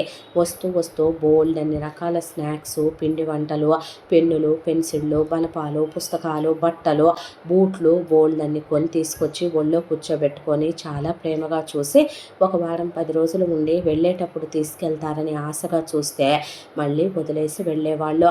వాళ్ళు తీసుకొచ్చిన బట్టలు వేసుకోబోతే నానమ్మ వద్దయ్యా, అది 20 రూపాయలు 25 రూపాయలు ఖరీదు చేసే రోడ్లమ్మటే తీసుకొచ్చిందిరా, ఇవన్నీ డాల్డా పామాయిల్తో వండిని, ఈ తింటే ఆరోగ్యాలు పాడైపోతాయి అని వాటన్నిటిని కూడా తీసుకెళ్ళి లోపల పడేసేదే నానమ్మ. వాళ్ళు కుట్టించిన నిక్కరు షర్ట్లే వేసుకుంటూ పెరిగాడు. అమ్మ నాన్న ఫోన్ చేస్తారంటే ఎప్పుడూ ఫోన్ చేసేవాళ్ళు కాదు. అమ్మ నాన్నకి ఫాదర్స్ డే, మదర్స్ డే చెప్పాలని చాలా ఎదురు చూసిన తన మనసు మొద్దుబారిపోవటం మొదలైపోయింది. ఫస్ట్ ర్యాంక్ వచ్చిందంటే చెప్పాలి, స్పోర్ట్స్లో ఫస్ట్ వచ్చాడంటే చెప్పాలి, పేరెంట్ మీట్కి ఎవరూ రారు, స్పోర్ట్స్ మీట్కి ఎవరూ రారు, యాన్యువల్ డేకి ఎవరూ రారు. ఇలా రాను గుండె మొద్దుబారిపోయిందే. తల్లి లేని వాడు కాబట్టి తనెవరికి అక్కర్లేదు, తన నాన్నకు కూడా తప్పదు కాబట్టి తను పెంచుతున్నారని అర్థమైంది. అంతా దాంట్లో పిన్నికి మళ్ళీ పిల్లలు పుట్టలేదు. ఒక రోజున నాన్న వచ్చే వీడి కోసమే తన పిల్లల్ని కాదనుకుంది, వద్దనుకుంది అన్న మాట అంటుంటే పిన్ని నా కోసమే పిల్లల్ని కనట్లేదన్నానమ్మ అని అడిగితే ఒటిదేనయ్యా, ఈ వెధవ అలాగే చెప్తాడు, మీ నాన్న నమ్మ మాకు, దాని పుట్టినరోళ్ళు చెప్పారు, దానికి గర్భసంచే లేదంట, అది గొడ్రాలంట, దాన్ని ఎవడో పెళ్లి చేసుకోబోతుంటే అది సంసారానికి పనికొచ్చుద్ది కదా, మీ నాన్నకు ఆ మోజు ఎక్కువ కదా, కాబట్టి పోయిన మీ అమ్మను మర్చిపోయి దాన్ని పెళ్లి చేసుకొని దాంతో కులుకుతున్నాడయ్యా, ఆ కులికేటప్పుడు పగలు రాత్రి తేడా లేకుండా పద్దాకి ఇంట్లోనే ఉంటున్నాడంట, పనికి మాలిన ఎదవ, నువ్వు అడ్డమని వాళ్ళ సుఖాలకి నిన్నిక్కడ పడేశారయ్యా అనే నానమ్మ చెప్పిన మాటలు గుండెల్లో బాగా దిగిపోయినాయి తనకే. ఆ రోజు నుంచి అమ్మ అంటుంటే అది ఎప్పుడు అమ్మ కాదురా పిన్ని, అది సవతి తల్లి, పిన్ని అను అంటే అక్కడి నుంచి తను పిన్ని అని పిలవటమే మొదలుపెట్టాడు. తన మనసు చచ్చిపోయింది, మనసు ముక్కలైపోయింది. ఆవిడ తన సవతి తల్లి, ఎప్పుడూ తల్లి ప్రేమని పంచేది లేదు. ఆ తర్వాత తనకి 10 ఏళ్ల వయసులో నానమ్మ తాతయ్య చచ్చిపోయి వీళ్ళు తీసుకొచ్చిన తర్వాత ఇల్లు చాలా పెద్దగా ఉంటుంది, తన గది ఉంటుంది. తనకి ఏదో వండి అక్కడ పడేస్తారు టేబుల్ మీద. ఆల్రెడీ తన మనసు వెక్స్ అయిపోయి ఆవిడ అమ్మ అని పిలవమన్నా తను పిలిచేవాడు కాదు. నాన్న ముందు నటిస్తుందని తనకు బాగానే అర్థమయ్యేదే. ఆ తర్వాత తనదంటూ ఒక ప్రపంచాన్ని నిర్మించుకోవటం మొదలుపెట్టాడు. అందులో కూడా ప్రశాంతత లేకుండా సినిమా చూస్తే టీవీ కట్టేసేదే, నువ్వు వెళ్ళి చదువుకో అని పెద్ద పెద్దగా గదిమేది భయపెట్టేదే. ఇక దానికి తోడు ఫ్రెండ్స్తో మాట్లాడుతుంటే వాళ్ళని ఇంకోసారి మా అబ్బాయితో మాట్లాడితే ఊడుకోనని టీనేజ్కి వచ్చిన తర్వాత లాక్కొచ్చేసిందే. సిగరెట్ తాగితే చెంపదెబ్బ కొట్టిందే. బీర్ తాగాడనే తన్ని లాగి దవడ పగలగొట్టిందే. ఈడ్చుకొచ్చి ఇంట్లో పడేసేది. హాస్టల్కి వెళతానంటే వెళ్ళనివ్వలేదు, ఫీల్డ్ ట్రిప్పులు అంటే వెళ్ళనివ్వలేదు, తన్ని పార్టీలకి పబ్బులకి దేనికి వెళ్ళనివ్వలేదు. బైక్ కొనిపెట్టమంటే నానా ఏడిస్తే కొనిపెట్టి స్పీడ్గా వెళ్తున్నాడని స్పీడ్ లాక్ వేయించేసి ఆ తర్వాత నాన్ననే పిక్ చేయి డ్రాప్ చేసుకో అనేది. కాలేజీకి వచ్చే ప్రతి విషయంలో ఇన్వాల్వ్ అయి మాట్లాడి అమ్మాయిల వైపు చూసే పిచ్చి వేషాలు మా అబ్బాయితో ఎవరేసినా మర్యాదగా ఉండదని వార్నింగ్ ఇచ్చి వచ్చింది. దాంతోనే కాలేజీలో ఏ అమ్మాయి తనతో మాట్లాడాలని కూడా ట్రై చేసేది కాదు. తన్ని అమ్మలేదుగా సవిత్తల్లి కింద ఉండేవాడివి, నీతో పాటు మేము కూడా ఎక్కడుంటాం అనేసారు తన్నే. ఒకవైపున తన లైఫ్ ఏంటో తనకే అర్థమయ్యేది కాదు, తనకి ఫ్రెండ్స్ ఉండేవాళ్ళు కాదు. ఇలా నలిగిపోతూ తన లైఫ్లో ఎడ్యుకేషన్ కంప్లీట్ అయిపోయింది. నాన్న ఫ్యాక్టరీ అంతకుముందు వేరే లీజ్కి తీసుకున్న స్థలంలో ఉండేది. ఆ స్థలం నాన్నే కొనేసి ఫ్యాక్టరీ చాలా పెద్దగా పెట్టించాడు. రమ్మన్నా నాకు వెళ్ళాలనిపించలేదు. ఐటీలో జాబ్ వచ్చిందే. లైఫ్ మీద చాలా హోప్స్, చాలా ఎక్స్పెక్టేషన్స్. నువ్వు వర్జిన్గానే ఉండి తీరాలి, నీ వైఫ్తోనే నువ్వు ఏది చేసుకున్నా అనే. అప్పటి వరకు ఒక హగ్గు ఒక కిస్సు కనీసం అమ్మాయి గాలి కూడా తనకి తగలనిచ్చింది లేదో. దాంతోనే ఫోన్ కొన్నా, రోజు ఫోన్ చెక్ చేయించేది నాన్నతో. తను చూసేది. ఫోన్ పాస్వర్డ్ కూడా తనకి తెలియాలనేది, ల్యాప్టాప్ పాస్వర్డ్ కూడా తనకి తెలియాలనేది. డబ్బులు ఖర్చు పెడితే ఎందుకని అడిగేదే. బయటికి వెళ్తే హెల్మెట్ పెట్టుకోవాలి, ఎదవ సోదే, లైసెన్సుల గురించి తలకాయ నొప్పి గోల. అసలు వర్షంలో తడవకూడదు, నచ్చింది బయట ఫుడ్ తినకూడదు, ఒకటి కాదు ఎన్నో ఆంక్షలు. ఆ తర్వాత ఇలా ఉద్యోగానికి వెళుతూ ఒక 2 సంవత్సరాలు గడిచిపోయి ప్రమోషన్లు వచ్చినాయి, హైకులు వచ్చినాయి, కారు కొనుక్కున్నాడు. ఆ తర్వాత శాలరీ కూడా బాగా పెరిగిందే. ఇక పెళ్ళి అని అందరూ అంటూ ఉండేసరికి ఇక పెళ్లి సంబంధం చూశారు. అలా వచ్చిన సంబంధమే ప్రియదే. వెళ్ళి పెళ్లి చూపుల్లో ప్రియని చూడగానే తన అమాయకత్వం, తను మాట్లాడే తీరు చాలా నచ్చేశాయి. ఆ రోజున ధాత్రిని చూసిన అసలు ధాత్రి మీద తనకి ఎలాంటి ఫీలింగ్స్ లేవో. అత్తామామల మంచితనం తన్ని చాలా కట్టేసిందే. అమ్మా నాన్నలుగా వీళ్ళు ఫెయిల్ అయ్యారు, తనది వరస్ట్ ఫ్యామిలీ, బ్యాడ్ ఫ్యామిలీ. కనీసం వాళ్ళల్లోనైనా తన అమ్మా నాన్నల ప్రేమను చూసుకోగలిగితే వాళ్ళైనా తన్ని కొడుకుగా చూస్తే అంతకన్నా ఏం కావాలనిపించిందే. దాంతోనే ప్రియ దగ్గరికి వెళ్ళి కూర్చొని ప్రియకి తనన్నీ చెప్పుకున్నాడు. ఇలా అరుంధతి సవతి తల్లని ఎప్పుడూ తన్ని కొడుగ్గా దగ్గరికి తీయలేదని, తండ్రి ప్రేమ తను ఎరగడని, తల్లి పోయిన తర్వాత ఈవిడ మీద మోజుతో అందగత్తని పెళ్లి చేసుకున్నాడని, వాళ్ళ సుఖాలకి తనడ్డని నానమ్మ తాతయ్యల దగ్గర పడేశారని, ఇప్పటి వరకు ప్రేమంటే ఏంటో తెలియదని, స్టిల్ తను వర్జినని, పెళ్ళైన తర్వాత అన్నీ భార్యతోననే, నన్ను నువ్వు హ్యాపీగా చూసుకుంటావు కదూ, నాకు చాలా ఎక్స్పెక్టేషన్స్ ఉన్నాయి, టూ రొమాంటిక్ తెలుసా నేను అని మాట్లాడుకున్నాడు. ఆ తర్వాత పెళ్ళికి ఓకే అనుకున్నారు. ఇక నిశ్చితార్థం నుంచి పెళ్లి వరకు కూడా తను చాలా క్లోజ్గా, చాలా డీప్గా పెళ్ళాంతో మాట్లాడుకున్నాడు. కరెక్ట్గా వీళ్ళ పెళ్ళి అనుకుంటున్న 2 గంటల ముందు ధాత్రి ఎవరితోనో లేచిపోయిందని పుకారు పుట్టుకొచ్చేసిందే. అదే పుకారు కాదని నిజంగానే లేచిపోయిందని అత్తామామలు తలదించుకొని నుంచుంటే, మీ చిన్నమ్మాయి చేసిన తప్పుకు పెద్దమ్మాయిని చేసుకున్నంత కుంచిత స్వభావం కాదులేండి, మా అబ్బాయికి ఎక్స్పెక్టేషన్స్ ఉంటాయి కదా అని ప్రియకి తనకి పెళ్లి జరిపించేశారు వీళ్ళు. ఆ తర్వాత శోభన ముహూర్తాలు వెంటనే కుదరలేదు, 2 నెలలు టైం పట్టిందే. ఈలోపు ప్రియతో తను అందమైనటువంటి ప్రేమ లతల్నే అల్లుకున్నాడు.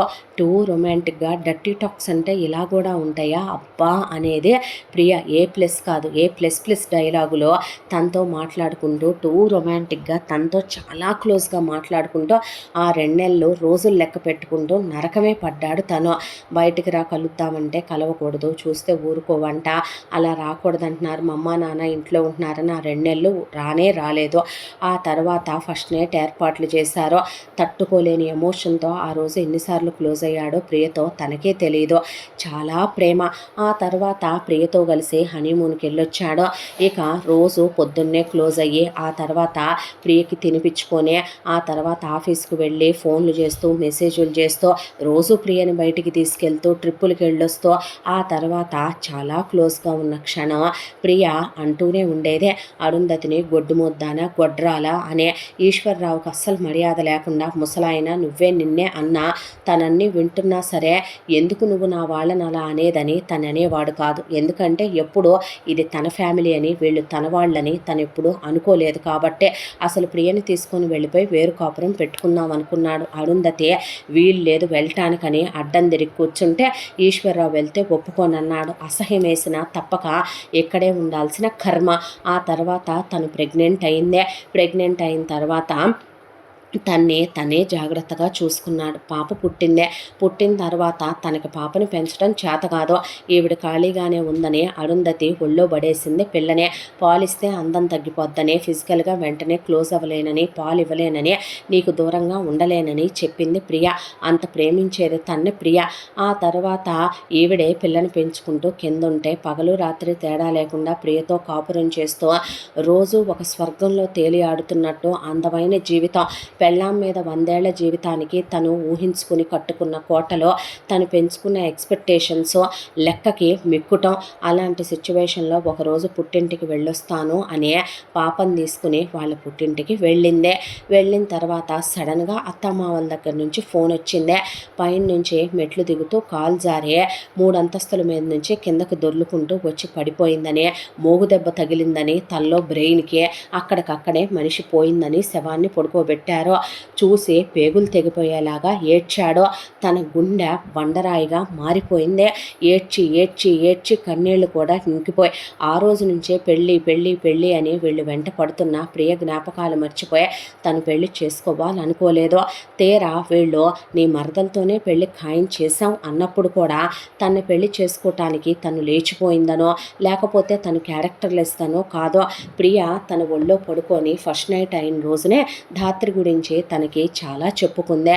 చిన్నప్పటి నుంచి అమ్మా నాన్నలు సొంత తల్లిదండ్రులే అయినా వాళ్ళకి చెల్లెలంటేనే ఇష్టమని, తన్నెప్పుడూ దగ్గరకు తీసేవాళ్ళు కాదని, చదువుకునే విషయంలో కూడా చెల్లిని మంచి స్కూల్లో వేసి తన్ని నార్మల్ స్కూల్లో వేశారని, తన్ని డిగ్రీ చదివిస్తే చెల్లిని ఇంజనీరింగ్ చదివించారని, ఇంటికి పెద్ద కూతురువే పెద్దరికంగా ఉండాలి, ప్రతి విషయంలో కాంప్రమైజ్ అయిపోవాలి అనేవాళ్ళని, చెల్లికి డాన్సు మ్యూజిక్ స్విమ్మింగు అలా అన్నీ నేర్పించారని, తన దాకా వచ్చేపాటికి నీకేం అక్కర్లేదులే అనేవాళ్ళని, సాంప్రదాయాల పేరిట ఇంటి పని వంట పనులని తన్ని టార్చర్ పెట్టేవాళ్ళని, కొట్టేవాళ్ళు తిట్టేవాళ్ళని, ఒకవైపున అమ్మా నాన్నలు అలా అంటే బంధువులంతా నీకన్నా మీ చెల్లె బాగుంటుందని నువ్వు బాగోవని తన్ని దెప్పి పొడుస్తూ ఉండేవాళ్ళని, దానికి తోడు చెల్లిని మంచం మీద పడుకోబెడితే తన్ని కింద పడుకోబెట్టేవాళ్ళు, చెల్లిని ఏసీలో పడుకోబెడితే తన్ని ఫ్యాన్ కింద పడుకోబెట్టేవాళ్ళు, దానికి తోడు చెల్లి కూడా తను అస్సలు ఓర్వలేకపోయేదని, మంచి బట్టలు వేసుకుంటే చూడలేకపోయేది, తిండి తింటంటే అన్నంలో ఉమ్మి వెళ్ళేది,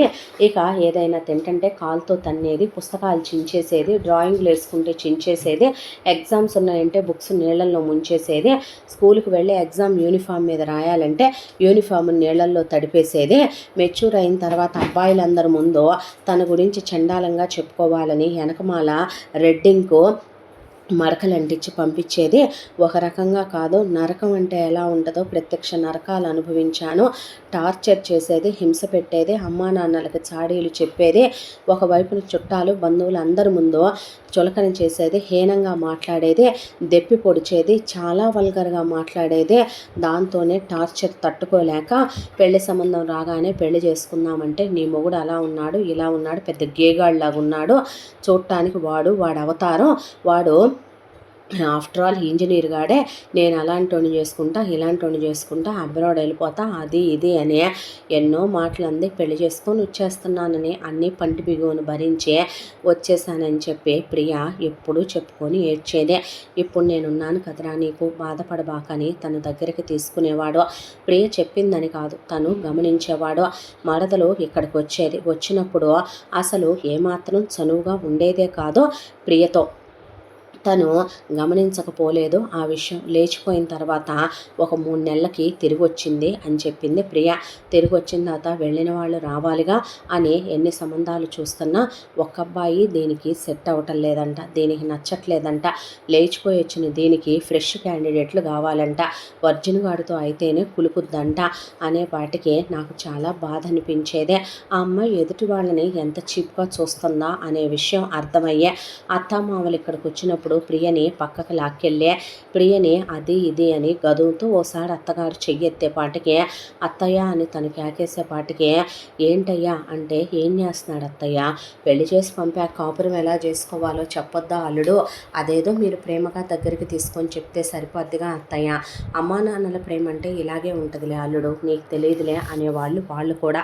అలా తన భార్య ఉన్నన్నాళ్ళు ఎన్ని నరకాలు అనుభవించిందో తనకి తెలుసు మరదలతో. ఇక ఆ తర్వాత ప్రియ భయపడటం ఏడవటం మొదలుపెట్టింది. దాంతోనే ప్రియ ప్రెగ్నెంట్గా ఉన్న డెలివరీకి కూడా పుట్టింటికి పంపలేదు. దానికి తోడు వాళ్ళ అమ్మ నాన్న వచ్చిన ప్రతిసారి తన ఇంట్లోనే ఉండేవాడు. దాంతోనే ప్రియ జోలికి వాళ్ళు రాకుండా వెళ్ళిపోయేవాళ్ళు. ఇలా కాలం గడిచిపోతూ తన భార్య దూరమై వెళ్ళిపోయాక నిజంగా మంచిదే అయ్యుంటే కనుక నిజంగా ధాత్రి ప్రియలాంటిదే అయ్యుంటే తను కళ్ళు మూసుకొని చేసుకునేవాడు. చేసుకున్న రోజే ఒంటి మీద చెయ్యేసేవాడు. ఈ పాటికి ఎంత కాలంలో తను ప్రెగ్నెంట్ కూడా అయ్యి ఉండేదే. కానీ తను రొమాంటిక్కే, టూ మచ్ రొమాంటిక్కే. అసలు తనకి భార్యను వదిలి ఒక క్షణం ఉండటం కూడా ఇష్టం ఉండదు. చివరికి డెలివరీకి వెళుతున్నప్పుడు కూడా ప్రియ తనతో క్లోజ్ అవ్వమని చెప్పి హాస్పిటల్లో జాయిన్ అయిందే. అంత ఇష్టం తనకి భార్య అంటే. అదే భార్యకి ఇచ్చే ఆనందాన్ని సుఖాన్ని మరొక ఆడదానికి ఇవ్వలేని మగాడేమీ కాదు తను. కానీ పోయిన తన భార్య ఎంత నరకం అనుభవించిందో తన మరదలతో తనకి తెలుసు. అన్నీ తెలిసి కూడా ధాత్రికి తన మనసులో తన స్పేస్ ఇవ్వలేడు, ధాత్రిని ఎప్పటికీ తను ముట్టుకోలేడు. ఆ తర్వాత ఇలా రోజులు గడిచిపోతూ ఉండగా ఒక రోజున ఆఫీస్ నుంచి వచ్చాడు కిరణ్. తనకి ఆన్ సైట్ వచ్చిందని 6 months ప్రాజెక్ట్ పని మీద అబ్రాడ్ వెళ్ళాలని చెప్పాడు.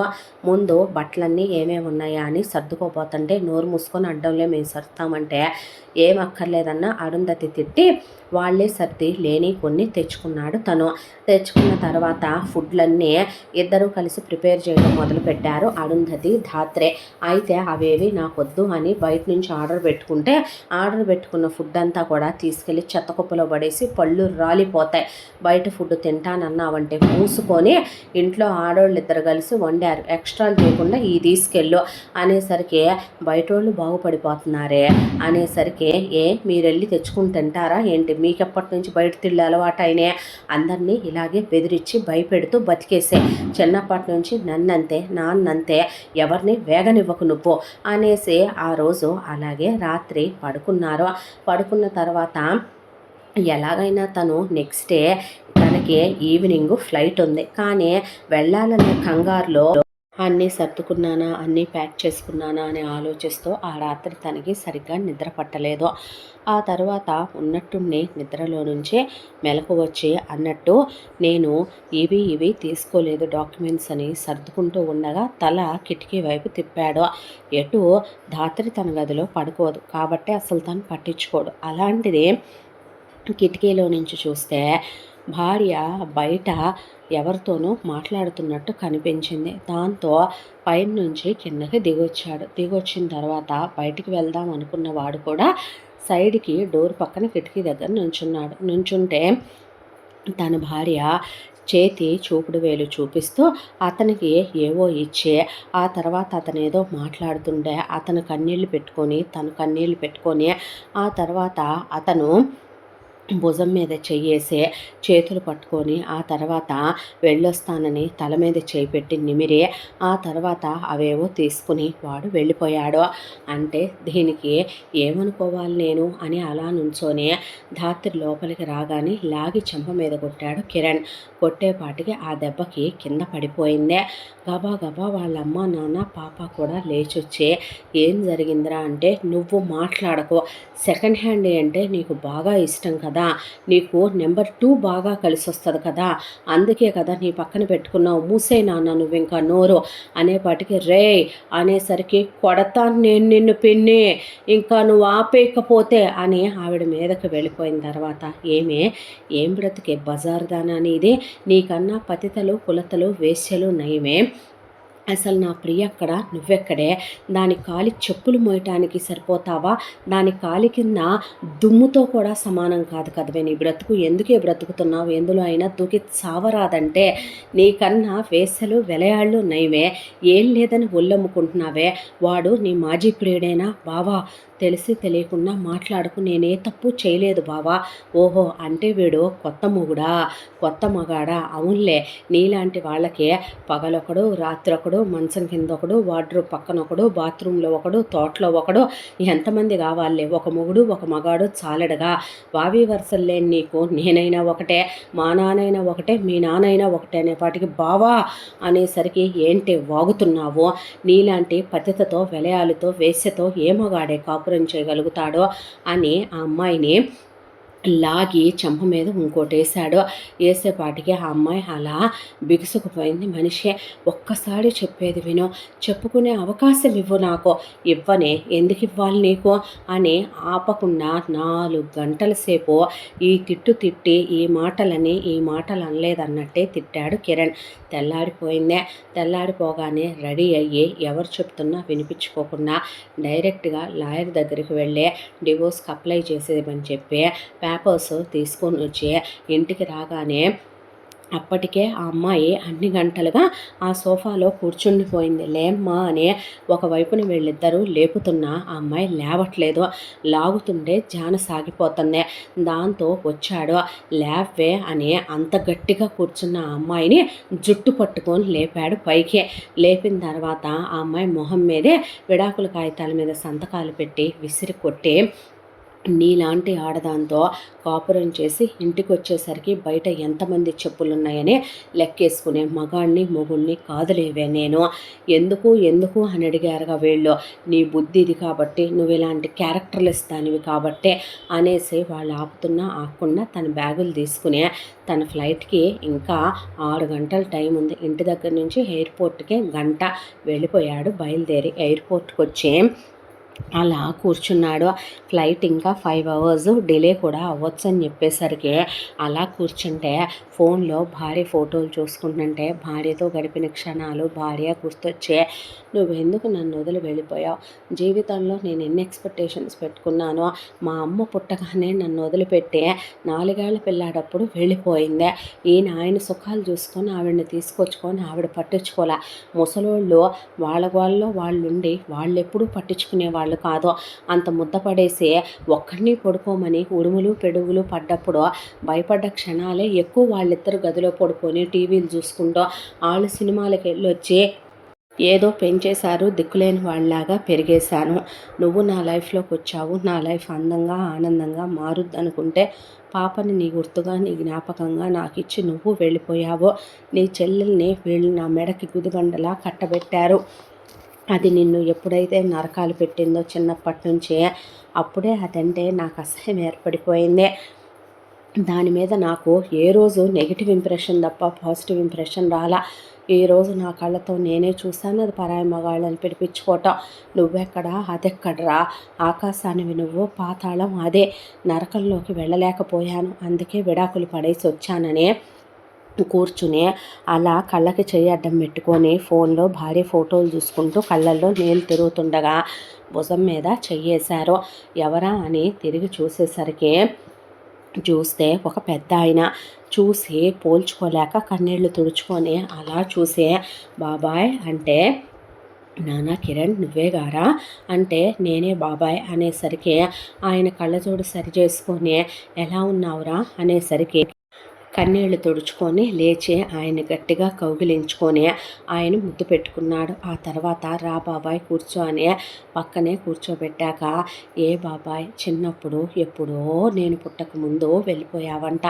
ఎందుకు బాబాయ్ ఎప్పుడు ఫోటోల్లో తప్ప ఎప్పుడు మా ఇంటికి వచ్చిందే లేదో, ఒక ఫోన్ అన్నా చేసిందే లేదో, ఎందుకు బాబాయ్ ఏ సంబంధము లేకుండా అన్ని బంధాలు తెంచేసుకొని వెళ్ళిపోయావో, ఎవరి మీద కోపం నాన్న మీద, ఎవరి మీద చేసుకొచ్చిన ఆయన రెండో భార్య మీద, ఎవరి మీద మా మీద బాబాయ్ నీ కోపం అనడైతే పిచ్చోడా ఎవరు చెప్పారా మీ అందరి మీద నాకు కోపం అనే, బ్రతకలేక బ్రతుకుని వెతుక్కుంటూ వెళ్ళాను రా నేను అనేసరికి ఏం మాట్లాడుతున్నావు బాబాయ్, అవును నువ్వేంటి ఇక్కడ అని అడిగేపాటికే అబ్రాడ్ వెళ్ళే ఆన్సైట్ ఛాన్స్ వచ్చింది, ఒక 6 months వర్క్ మీద వెళ్తున్నాను బాబాయ్, నా ఫ్లైట్ ఇంకో 5 hours డిలే అవ్వచ్చు అన్నారు. నువ్వు అంటే మీ పిన్ని పోయిందిరా, 3 పిల్లలు, ఇక 2 కూతుళ్ళు, 1 కొడుకు, 3 ఫారెన్ కంట్రీస్లోనే ఉంటారు. పిల్లల దగ్గరికి తలా ఒక 4 నెలలు వెళ్ళి తిరిగి వస్తూ ఉంటాను. వియ్యాల వారు ఇండియాలోనే ఉంటారు. వాళ్ళది షష్ఠపూర్తి వేడుకుంటే అమ్మాయి అల్లుడు నేను ఇక్కడికి వచ్చాం, అయిపోయింది తిరిగి వెళుతున్నాము. నేను ముందే వెళ్తానమ్మా ఎయిర్పోర్ట్ దగ్గరికి, అమ్మాయి వాళ్ళు దారిలో ఏదో షాపింగ్ చేసుకొని రావాలి అని చెప్తే సరేనని వస్తే, మీ నాన్న రూపమే కదరా అనేది, ఆ హైటు వెయిటు పర్సనాలిటీ చూడగానే నా రక్తం నన్ను పిలిచినట్టు అనిపించింది. దాంతోనే పలకరిద్దామని వచ్చానయ్యా.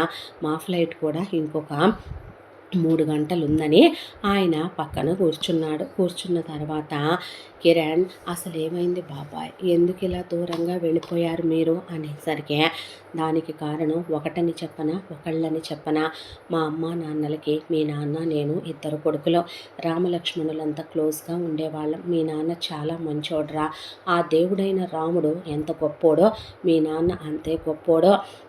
మీ నాన్న నేను చాలా స్నేహంగా చాలా ఫ్రెండ్లీగా, ఇక మా బంధం గురించి చెప్పాలంటే అన్నదమ్ములు అనుకునేవాళ్ళు కాదురా, అంత ఆప్యాయంగా ఉండేవాళ్ళం, అంత క్లోజ్గా ఉండేవాళ్ళం. ఏ రోజు చిన్నప్పటి నుంచి మా అమ్మ నాన్న, మీ నానమ్మ తాతయ్య మమ్మల్ని పట్టించుకున్నది లేదురా.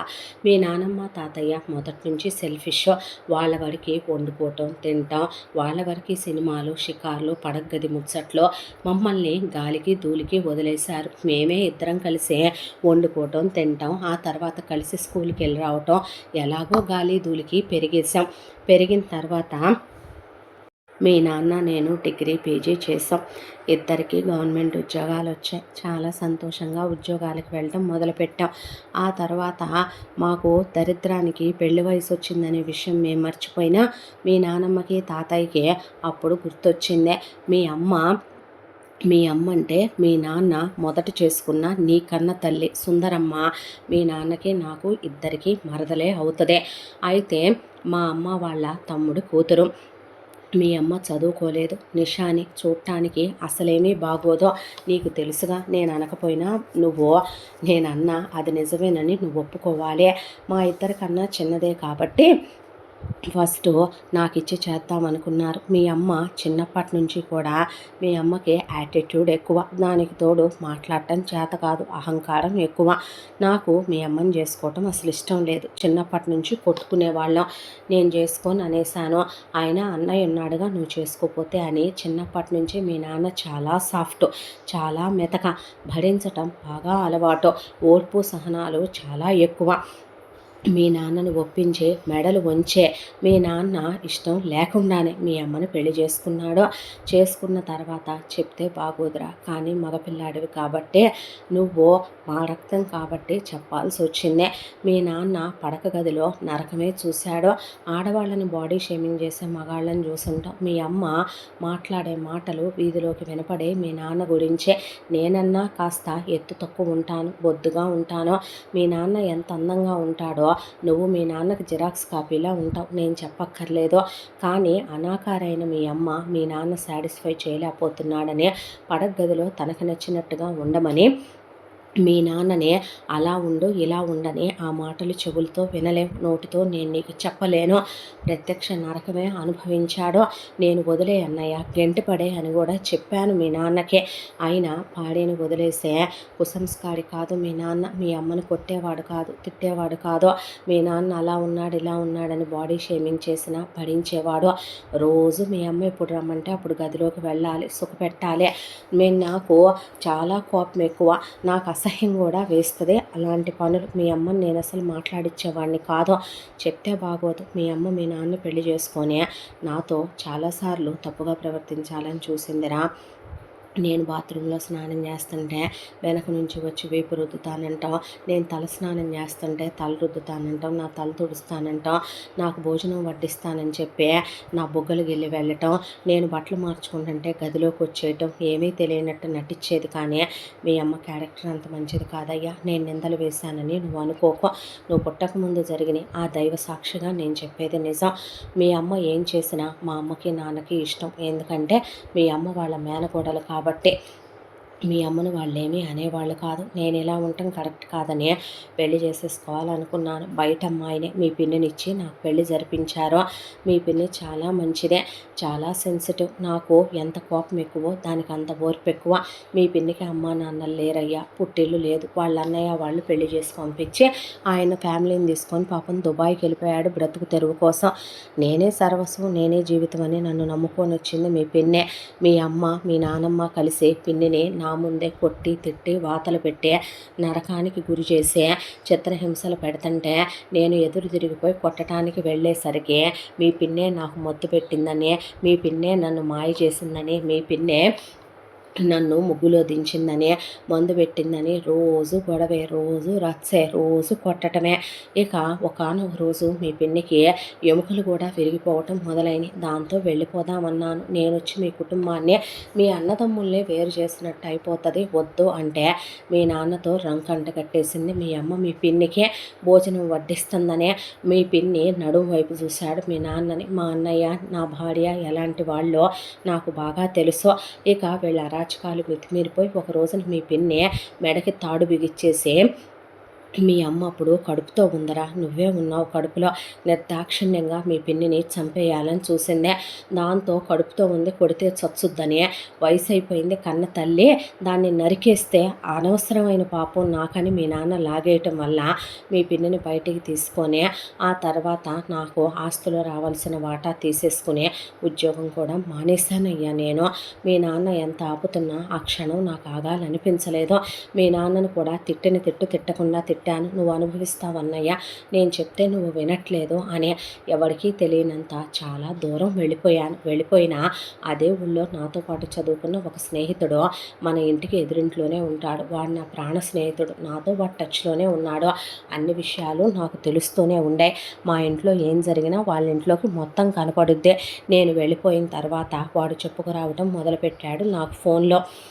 మీ నాన్నని మీ అమ్మ టార్చర్లు పెట్టడం పెరిగిపోయిందని, ఆ తర్వాత అంతలోనే మీ అమ్మ నిన్ను కనేసిందని, కన్న తర్వాత కూడా నేను వాడితో చెప్పించా మీ అమ్మని వదిలేయమని.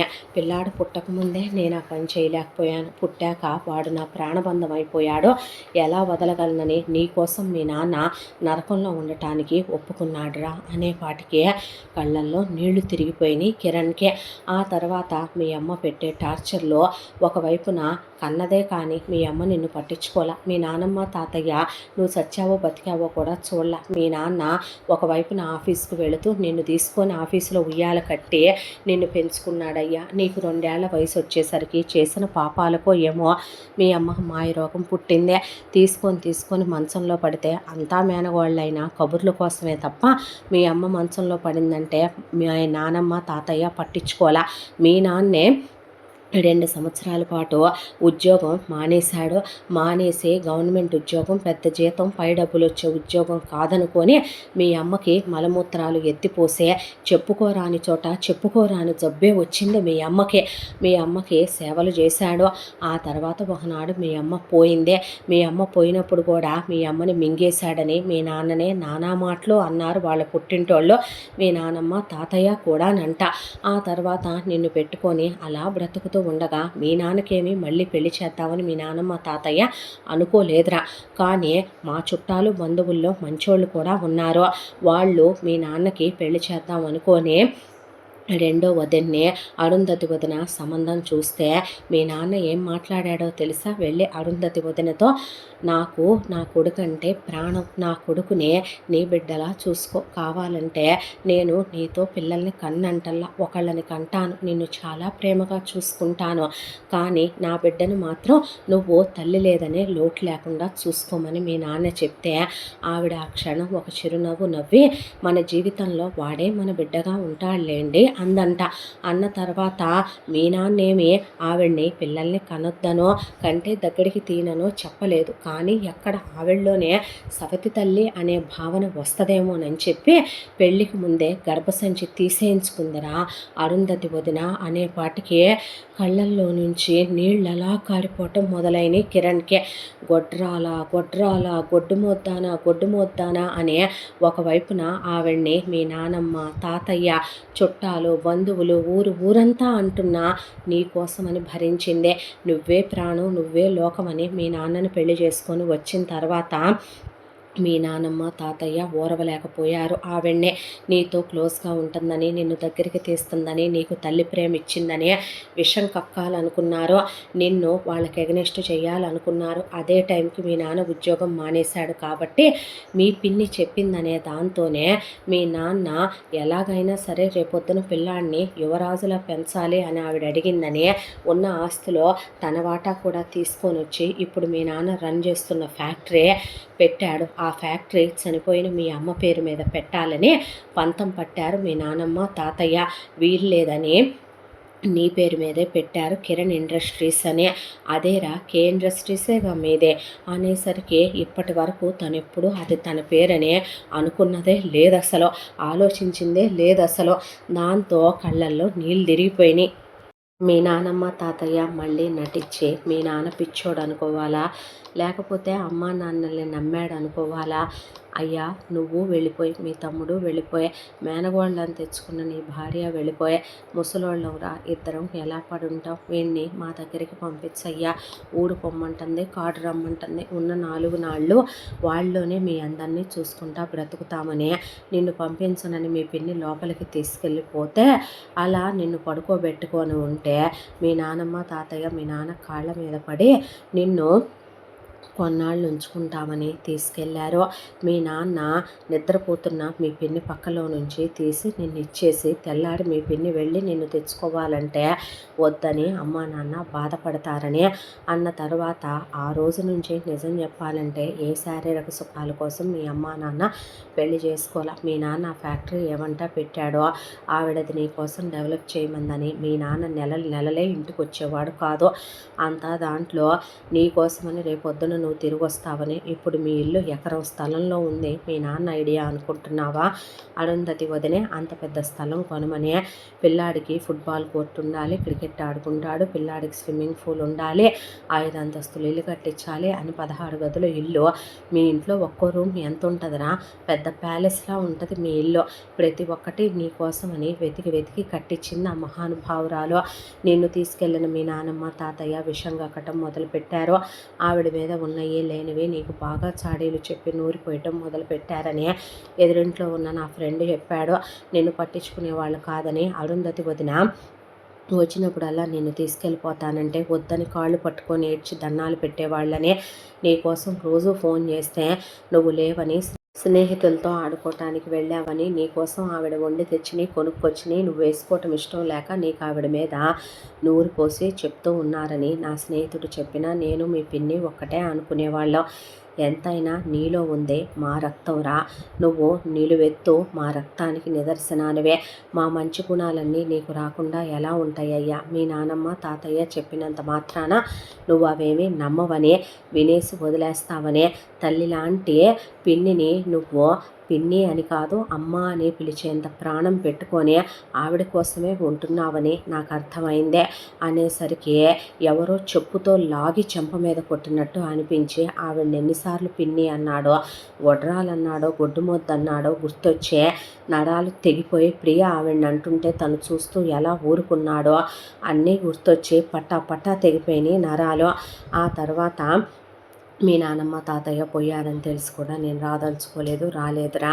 ఆ తర్వాత మీ నాన్న అమ్మ నిన్ను తీసుకెళ్ళిపోయాడని తెలిసింది. మళ్ళీ ఇప్పుడు చూడటమే, ఎలా ఉన్నావు నాయన, పెళ్ళయిందా అంటే అయింది ఓ పాప అన్నాడు.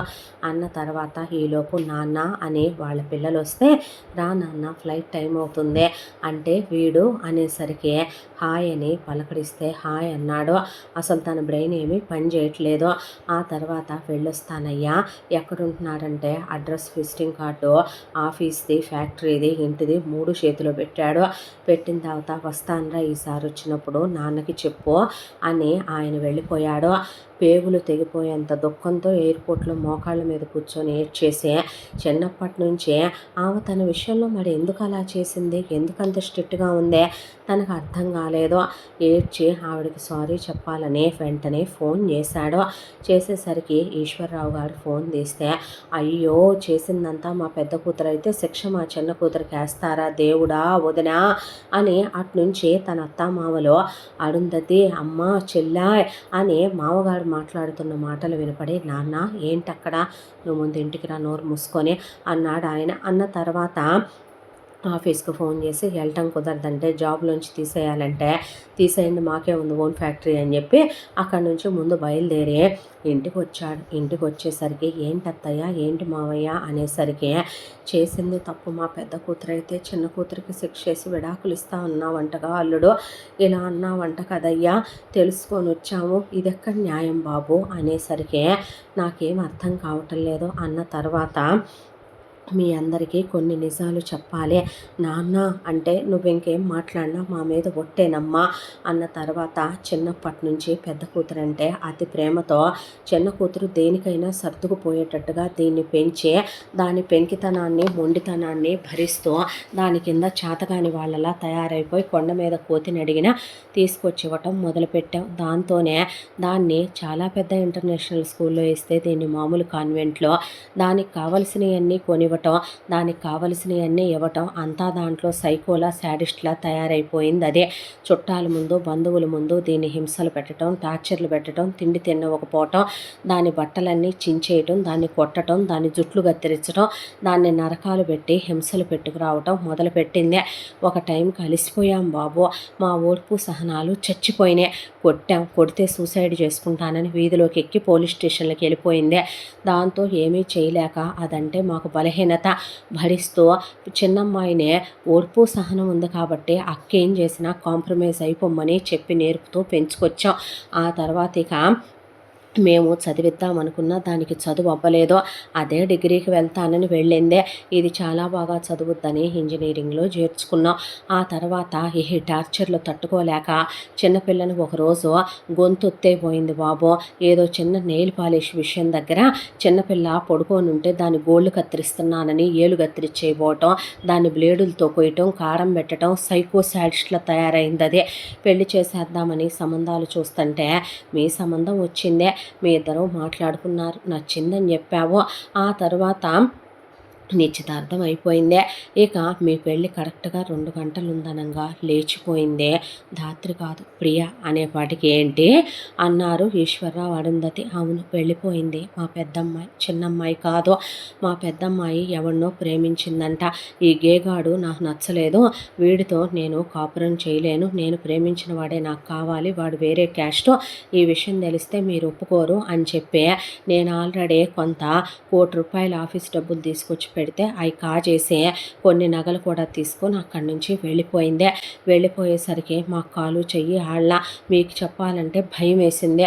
చుట్టూ చుట్టాలు బంధువులు అందరూ మీ తరపున మా తరపున ఉన్నారు. దాంతోనే మా ధాత్రికి ఈ బట్టలు కట్టుకోమ్మా అంటే అమ్మ అనేసరికి అమ్మ మీ అమ్మ నాన్నలు చచ్చిపోతారమ్మా పరువు పోతే అని కాళ్ళు పట్టుకొని దీన్ని ఒప్పించాం. మేలు ముసుగేస్తే ఆ ముసుగులోనే మీ అబ్బాయి తాళి కట్టింది ధాత్రికేనండి, ప్రియకు కాదనేసరికి కూర్చుండిపోయాడు కిరణ్. ఆ తర్వాత అప్పగింతలకి టైం అయిపోయిందని, ఆ తర్వాత శోభనం ముహూర్తం కుదరలేదని మేమే డబ్బులిచ్చి పంతులతో చెప్పించి చిన్న కూతురు పోయిన దిగుల్లో ఉన్నామని, చిన్న కూతురు లేచిపోయిందని దీని మీదే నిందేశాము. అందరి ముందు ఒక రకంగా పెద్ద కూతురు ఇక్కడే ఉందన్నట్టు నమ్మిచ్చేసాము. పెద్దదాని బతుకు నాశనం అవ్వకూడదు, అప్పటికి పెద్దదాన్ని కాపాడుకుంటే చాలు, చిన్నదాని విషయం తర్వాత ఆలోచించుకోవచ్చని. ఆ తర్వాత ఎలాగైనా పెద్దదాన్ని వెతుక్కొస్తామని చిన్నదాన్ని గదిలోనే పెట్టే రూమ్ అరెస్ట్ చేసినట్టు రూమ్లోకే పని వాళ్ళను కూడా తీసేసి మేమే భోజనం అయ్యి సప్లై చేస్తూ ఉండగా ఈ అబ్బాయి రోజు ఫోన్ చేసేవాడు. అమ్మాయికి ఫోన్ ఇచ్చి అక్క చెల్లెళ్ళ గొంతు ఒకేలా ఉంటుంది కాబట్టి మాట్లాడమంటే అమ్మాయే మాట్లాడింది. పెళ్ళైన దగ్గర నుంచి ప్రియని పంపించేంత వరకు అనేసరికి తల దించేసుకొని ఒక్కసారిగా ధాత్రి వైపు చూశాడు. రొమాంటిక్ టాక్స్, డర్టీ టాక్స్, ఇంకా చాలా టాక్స్ అమ్మాయితోనే మాట్లాడానని వంచిన తల ఎత్తలేకపోయాడు. ఆ తర్వాత పిచ్చి కుక్కల్లాగా గాలించి వెతికి వెతికి మా ఓపిక అయిపోయిన క్షణంలో రైల్వే స్టేషన్లో అప్పుడే దిగి ఇది వస్తూ ఉండగా ఏందమ్మా ఎక్కడి నుంచి వస్తున్నావని చుట్టుపక్కల వాళ్ళు అడిగితే, అంటే వాళ్ళకి ఎవరికో బాగాలేదని చుట్టాలకి వెళ్ళి వస్తుందిలే మా అమ్మాయి అని చెప్పి ఆ తర్వాత ఇంట్లోకి తీసుకొచ్చిన తర్వాత ఎవరు ఏ వాళ్ళు అని అడిగేసరికి అదేనమ్మాయి మీ ఆయన. మా ఆయన నాకు పెళ్ళెప్పుడు అయింది నాన్న అన్నాక లోపలికి తీసుకొచ్చి చితక్ కొట్టేశాం. చితక్ కొట్టిన తర్వాత ఒకటితో వెళ్ళానని అక్కడి నుంచి వాడు నన్ను చిన్న మిడిల్ క్లాస్ ఫ్యామిలీ ఇద్దరు ఉద్యోగం చేసుకుందాం అన్నాడని, నన్ను బాగానే చూసుకున్నాడని, వెళ్ళిన డబ్బులన్నీ నా లగ్జరీల కోసమే నేను ఖర్చు పెట్టేసుకొని బెట్టింగ్లు అవే ఆడేశానని, ఆ తర్వాత నాకు లగ్జరీలు కావాలంటే వాడు ఇవ్వలేనన్నాడని, దాంతో గెట్అవుట్ అని వాడిని నేనే కొట్టి నేనే తిట్టి ఏమీ లేనప్పుడు ఇంకా వాడితో ఉండేదేముందే, ఎన్నాళ్ళుగా కాపురం చేశాను, వాడి మీద నాకు మోజుగోడు తీరిపోయింది. దాంతోనే ఇక విడాకుల కాగితం మీద సంతకం పెట్టాల్సిన అవసరం కూడా ఉంది. వాడు నేను పెళ్లి చేసుకోవటం ఎవరూ చూడలేదు. దాంతోనే ట్రైన్ ఎక్కి చెప్పా పెట్టకుండా వచ్చేసాను అని చెప్పింది. చెప్పిన తర్వాత ఇప్పుడు ఏం చేయాలి అంటే, ఎంతకాలం ఏం చేశారు అని అడిగితే నువ్వు వెళ్ళిపోయావని ఆ అబ్బాయికి చెల్లెల్నిచ్చి పెళ్లి చేశామంటే, పర్లేదు దీనికి అలవాటేగా కాంప్రమైజ్ అయిపోవటం, దీన్ని ఇక్కడే పడుండమనండి నేను వెళ్తాలే నాన్న కాపురానికి, వాడు పర్లేదులే మగాడేగా ఒంటి మీద చెయ్యగలడు, పైగా డబ్బున్నోళ్ళు కదా, నాకు లగ్జరీలే కావాలని వచ్చింది బాబు నీ దగ్గరికి అనేసరికి నరాలు తెగిపోయినాయి కిరణ్కి. అంటే తాళి కట్టని ఒక అమ్మాయితో నాకు వర్జినే కావాలి నాన్న అని నీ దగ్గరికి వచ్చిందయ్యా అనేసరికి ఒక చెడిపోయిన దాంతోన నేను కాపురం చేశానని నరాలు తెగిపోయి అలా చూస్తూ కూర్చున్నాడు. కూర్చున్న తర్వాత ఆ తర్వాత మా చిన్నమ్మాయి లేచిపోయి తిరిగి వచ్చిందని చెప్పాం బాబు. చెప్పిన తర్వాత నీ పెళ్ళాము ఆ తర్వాత అమ్మాయికి 50 సంబంధాలు చూసాం, 50 సంబంధాలు లెటర్లు రాసి సంబంధాలు చెడగొట్టిందే. మీ ఇంటికి వచ్చినప్పుడు మేము ఆ రోజు నిలవేసి అడుగుతుంది అదే, నీ హ్యాండ్ రైటింగులతో ఉత్తరాలు రాస్తున్నావంటే పెళ్లి కొడుకులకి, ఏం పాపమే ఇదంటే, మొత్తం నాకు కావాలనుకుంటున్నాను, ఇప్పుడు దానికి సగం పెట్టి పంపుదాం అనుకుంటున్నారుగా అనేసి అది లేచిపోయి వచ్చి ఇది లేచిపోయిందని అందరి ముందు చెప్పి దీన్ని అవమానించి నానా నరకాలకు గురి చేసిందయ్యా. ఆ తర్వాత ఇలా రోజులు గడిచిపోతూ మీరు సంవత్సరాల కాలమే గడిచిపోయి నువ్వు అదే కాపురం చేసుకొని పిల్ల పుట్టి ఓ రోజు పిల్లని తీసుకొని వచ్చిందే. విసిగిపోయినా మేము అప్పుడే మా చిన్న కూతురు ఒక మాట అండిందే, పురిట్లోనే పుట్టగానే నన్ను చంపేసి ఉండాల్సిందే, చిన్న కూతురుని తాకట్టు పెట్టి పెద్ద కూతురు బ్రతుకు బాగు చేయాలనుకునే వాళ్ళనే మిమ్మల్ని అమ్మ నాన్నలు అనరు, పిల్లల్ని కన్నా గొడ్డుమూతోళ్ళు అంటారు, నేను సస్తే పేడా పోద్దని అది అడిగిన మాటకి మా జ్ఞానోదయం అయ్యి నరాలు తెగిపోయినాయి. దాంతోనే పెద్దది వచ్చేసరికి లాయర్ గారిని పిలిపించి ఆస్తంతా చిన్నపిల్ల పేరు మీద రాయమనమని ఒక అమెరికా సంబంధం వచ్చింది. ఆ అబ్బాయి చాలా మంచోడు, ఆ అబ్బాయి చేసుకుంటానన్నాడు. మొత్తం జరిగిందంతా అబ్బాయి చెప్పాం బాబు. చెప్పిన తర్వాత చెయ్యని తప్పుకి మీ అమ్మాయికి శిక్ష వేయొద్దండి అంటే మా పెద్దల్లుడికి చెప్పబాకయ్యా, గుట్టుగా తీసుకొని వెళ్ళిపో, తెలిస్తే పెద్దదానికి పిల్ల కూడా పుట్టింది, గెంటేస్తాడయ్యా, విడాకులు ఇస్తాడు, వాళ్ళ అమ్మ నాన్న కూడా ఊరుకోరు బాబు అని చెప్పి మేమన్న తర్వాత మాకు ఆస్తే ముద్దన్నా సరే మేమే ధాత్రి పేరు మీద ఆస్తి అంతా రాయబోతుంటే ఆ తర్వాత ఎవడికి రాస్తాడో అని చెప్పి వచ్చి అడ్డం తిరిగిపోయింది. బాబు నీకేం తక్కువే, బంగారం లాంటి మొగుడున్నాడు, మీ మామగారికి ఫ్యాక్టరీ ఉంది, మీ రెండో అత్తగారు పిల్లల్ని కూడా లేదు, మొత్తం మీకే వస్తుంది కదమ్మా, నీ వల్లే చెల్లి జీవితం ఇన్నాళ్ళు ఇలా అయిపోయింది కదా, ఈ రూపాయి అన్నా ఉంటే చెల్లికి సెక్యూరిటీగా ఉంటుందంటే ఆడికి చెప్పారుగా నేను లేచిపోయానని దీని మొగుడికి అన్న తర్వాత మరి భారంతో బరువుతో దాన్ని చేసుకోమంటావా ఏందే అన్న తర్వాత మీరు నాకు ఆస్తి పెడతారా లేదా, మొత్తం పెడతారా లేదా అన్నాక లాయర్ గారు ఏ విషయం తేల్చుకోండి అని వెళ్ళిపోయాడు. ఆ తర్వాత పిల్లని ఇసిరేసిందే, పిల్లని చంపుతానంది, ఈయన కోపం వచ్చి పడేసి చిత కొట్టేశాడు. ఆ తర్వాత చిన్నప్పటి నుంచి అలవాటే బాబు, ఇదిగో నేను చచ్చిపోతున్నా, నేను సూసైడ్ చేసుకుంటున్నా, నేను పోతున్నా, నేను ఫ్లెగ్లో ఏలాడుతున్నా, నేను హీటర్లో చేయి పెడుతున్నా, ఇలా భయపెట్టేది. అలాగే ఆ రోజు గదిలోకి వెళ్ళిందయ్యా, అది తలుపు గడి లూజ్గానే పెట్టుకుందే. వెళ్ళిన తర్వాత ఫ్యాన్కి చేరేసుకొని గొంతుకేసుకొని ఏలాడటం మొదలుపెట్టింది. ఈయన తలుపు తోద్దామనే దాంట్లో వెనక్కి దోయిపోయి ముందుకు లాగాడు, గడి బిర్రుగా పడిపోయింది. దాంతో ఒకవైపున అందరం కలిసి తలుపులు బద్దలు కొట్టినా ఎప్పుడుకో కానీ మేము కిటికీల్లో శీలలోడదీసి వెళ్ళేలోపే మనిషి ఊపుతుంటే గొంతులో గాలిపోయింది బాబు. ఆ తర్వాత ఇప్పుడు ఈ విషయం పోలీసులకు చెప్పి ఇష్యూ చేసుకోలేం కదయ్యా, దట్టు మా కుటుంబంలో ఏం జరిగినా 4 గోళ్ల మధ్య జరుగుద్ది, మేము బయటికి చెప్పుకోమని వాటికి ఈశ్వరరావు అరుంధతి తలకాయ పట్టుకొని కూర్చుండిపోయారు వాళ్ళు. దాంతోనే మా చిన్నమ్మాయిని కూడా చెప్పొద్దన్నామయ్యా, నువ్వు వచ్చేసరికి మెట్ల మీద నుంచి పడిపోయింది, తలకి దెబ్బ తగిలింది, లోపల దెబ్బ అని చెప్పాము, నువ్వు ఏడిచావు. తర్వాత ఎటో నువ్వు చిన్నదాని మొగుడువే కదా, చిన్నదానికే తాళి కట్టావు కదా, నువ్వు కట్టిన తాళి చిన్నదాని మెళ్ళలోనే ఉంది ఇంకాను, అయితే పెద్దది వేరే తాళి వేసుకుంటానంది, ఆ తాళి వేసుకోనంది, ఫ్రెష్ పీసు వాడిని నేను ఎలా అనుభవిస్తున్నానో తెలుసా అని రోజు చిన్నదానికి ఫోన్ చేసి మీ బెడ్రూమ్లో వీడియోలు తీసి పెట్టేదనే పాటికి నలిగిపోయి కూర్చున్నాడు ఓ పక్కన కిరణ్. ఆ తర్వాత ఇక ఏది ఏమైనప్పటికీ అది పోయిందేదో పోయింది, మళ్ళీ మా చిన్నమ్మాయినే నీకు ఇచ్చి చేద్దామని చెప్పి ప్రిపేర్ అయిపోయే పిల్లని ఇదైతే చూస్తుందని నీకు ఇచ్చి చేశామయ్యా అన్న తర్వాత మొన్న వచ్చిన తను బావ అక్కని ప్రేమించిన అతను, అక్క లేచిపోయిన అతను, అతను వేరే అమ్మాయిని పెళ్లి చేసుకున్నాక నువ్వు ఆఫీస్కి వెళ్ళాక అక్క అతని ఫేస్బుక్లో ఫోటోలు పెట్టుకున్నాడని తెలిసి అతని వైఫ్ చాలా సీరియస్ అంట, నువ్వు నేను ఇంటిమేట్ అయిని క్లోజ్ అయిని మొత్తం దానికి వీడియోలు ఫోటోలు పెడతాను, నీకు సుఖం ఉండకూడదు, నువ్వు మనశ్శాంతిగా ఉండకూడదు, నా చుట్టూ ఉన్న ప్రపంచం నేను చెప్పినట్టే వినాలి, నువ్వు ఆనందంగా ఉంటే చూడలేనందంట. అతను అప్పుడు ఫారెన్ ఉన్నాడంట ఆన్ సైట్ మీద, అతను పని పూర్తి చేసుకొని అక్క కాళ్ళు పట్టుకొని దండం పెట్టుకొని అయినా ప్రూఫ్ల కోసం వచ్చానని ఫస్ట్ పొద్దున పూటే వచ్చాడు బావ. వస్తే అత్తయ్య చూస్తుందేమోనని వెతుకుంచుతానని సాయంత్రం రమ్మనమన్న తర్వాత సాయంత్రం అతనితో ఇంటిమేట్ అయిన ఫోటోలు వీడియోలు అన్నీ దొరికితే అవే అతనికి ఆ రాత్రిపూట ఇచ్చి పంపించాను.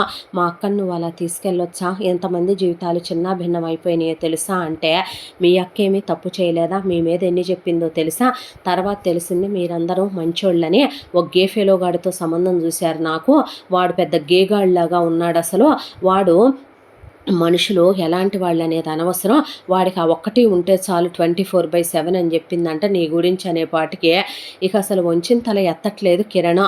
ఆ తర్వాత ఇగో బావా నేను ఇస్తూనే ఒక కాపీ ఏదో ఒక రోజుకి అవసరం అవుద్దని ఉంచానని ఆ అమ్మాయి చేతిలో పెట్టేపాటికి అవి చూడాలన్నా కూడా ధైర్యం జాలా.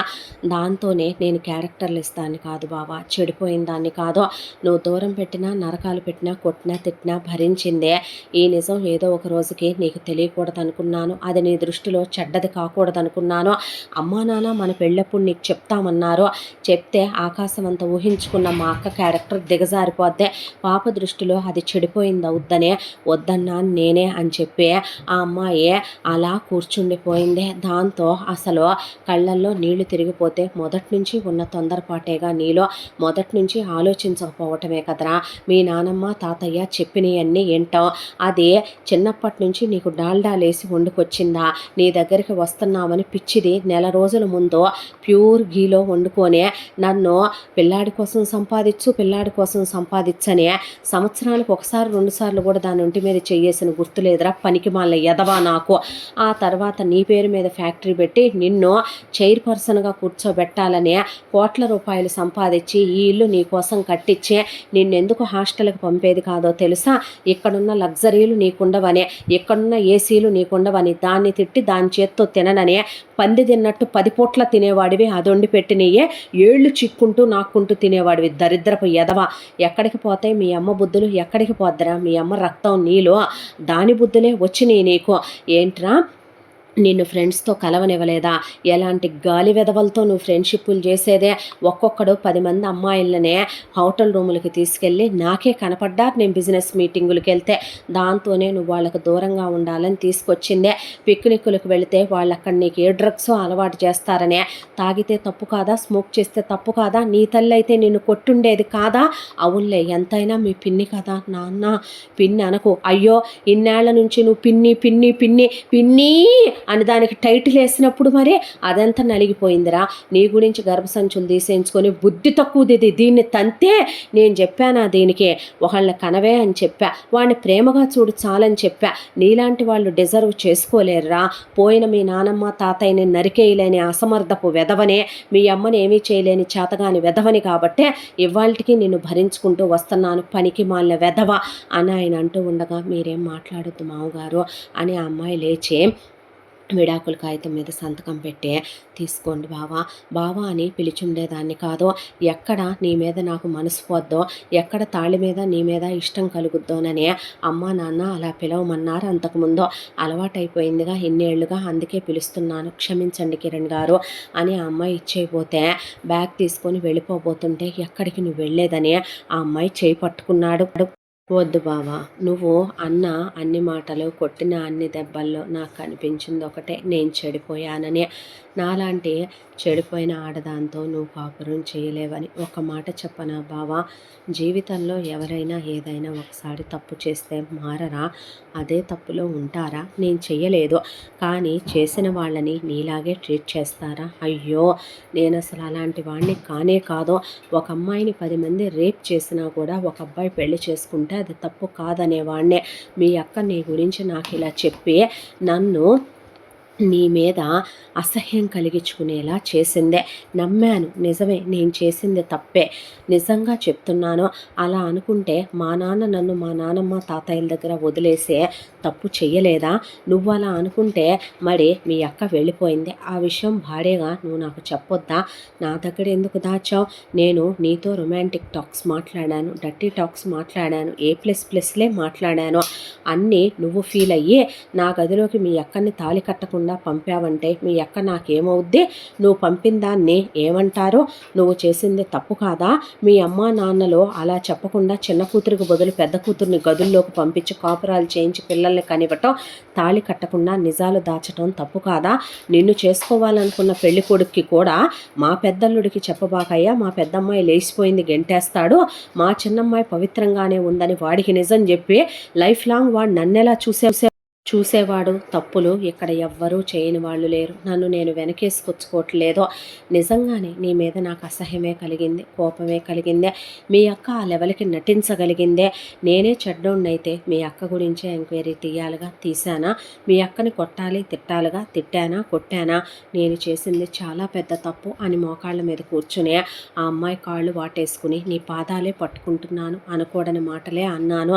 ఆడది అమ్మ లాంటిది, కూతురు లాంటిది, భార్య లాంటిదే, తెలుసుకోకుండా నోరు జారాను, నన్ను క్షమించు అన్నాక ఆ అమ్మాయి ఏం మాట్లాడలా. అందరూ మారి మంచిగా ఉన్నప్పుడు వెళ్ళిపోతానంటావేంటమ్మా, మమ్మల్ని కూడా క్షమించవే అని వాళ్ళమ్మ నాన్న అన్నాక మమ్మీ అని పిల్ల వాటేసుకుంటే, అమ్మ తప్పు తెలుసుకున్నాను అంటున్నాడు కదమ్మా, వాడు నిజంగానే మంచోడు, వాడు నిజంగా నీ మీద నిందలేదమ్మా, క్యారెక్టర్ లెస్సోడు కాదమ్మా అని అరుంధతి చెప్తే, అమ్మా అని అరుంధతిని కౌగులించుకుంటే బ్యామ్ అని నోరు తెరిసే కొడుకుని కావులించుకొని ఆడవటం మొదలు పెడితే, దీనికి సిగ్గు లేదు, వాడికి బుద్ధి లేదు, నాకు ఇంకితం లేదు అనుకున్నాడు ఈశ్వర్రావు గారు. ఆ తర్వాత ఆ అమ్మాయి ఆగిపోయింది. విడాకుల పత్రాలు చించేసిన తర్వాత కొన్నాళ్ళ టైం పట్టింది ఇద్దరి మధ్య దూరం పోవడానికి.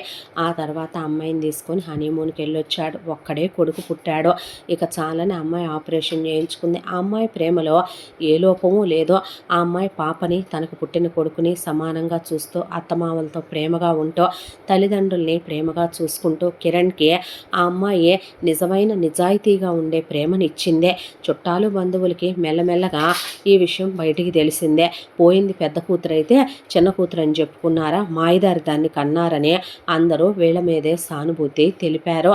తన మీద ఉన్న నింద కూడా దేవుడే తొలగిపోయేలా చేశాడు అనుకుంది ధాత్రి. ఆ తర్వాత హ్యాపీగా ఇలా వీళ్ళ జీవితాల్లో కిరణ్ ఫ్యాక్టరీకి వెళ్ళొస్తూ సంతోషంగా పిల్లా పాపలతో ఆనందంగా ఉంటూ అరుంధతి ఒళ్ళో పడుకునే అమ్మ అని నాన్న అని ఈశ్వరరావు గారితో కబుర్లు చెప్తూ వాళ్ళ బాబాయ్ వచ్చి ఎంతో క్లోజ్గా మళ్ళీ ఇన్నేళ్ల తర్వాత రెండు ఫ్యామిలీస్ కలిసిపోయి ఈ సంతోషాలన్నీ చూడటానికి వాళ్ళ బాబాయ్ భార్య లేదని బాధపడుతూ ఈ కథ ఆనందాల మధ్య ఇలా కంచికి చేరింది. ఇంతటితో ఈ కథ పూర్తి.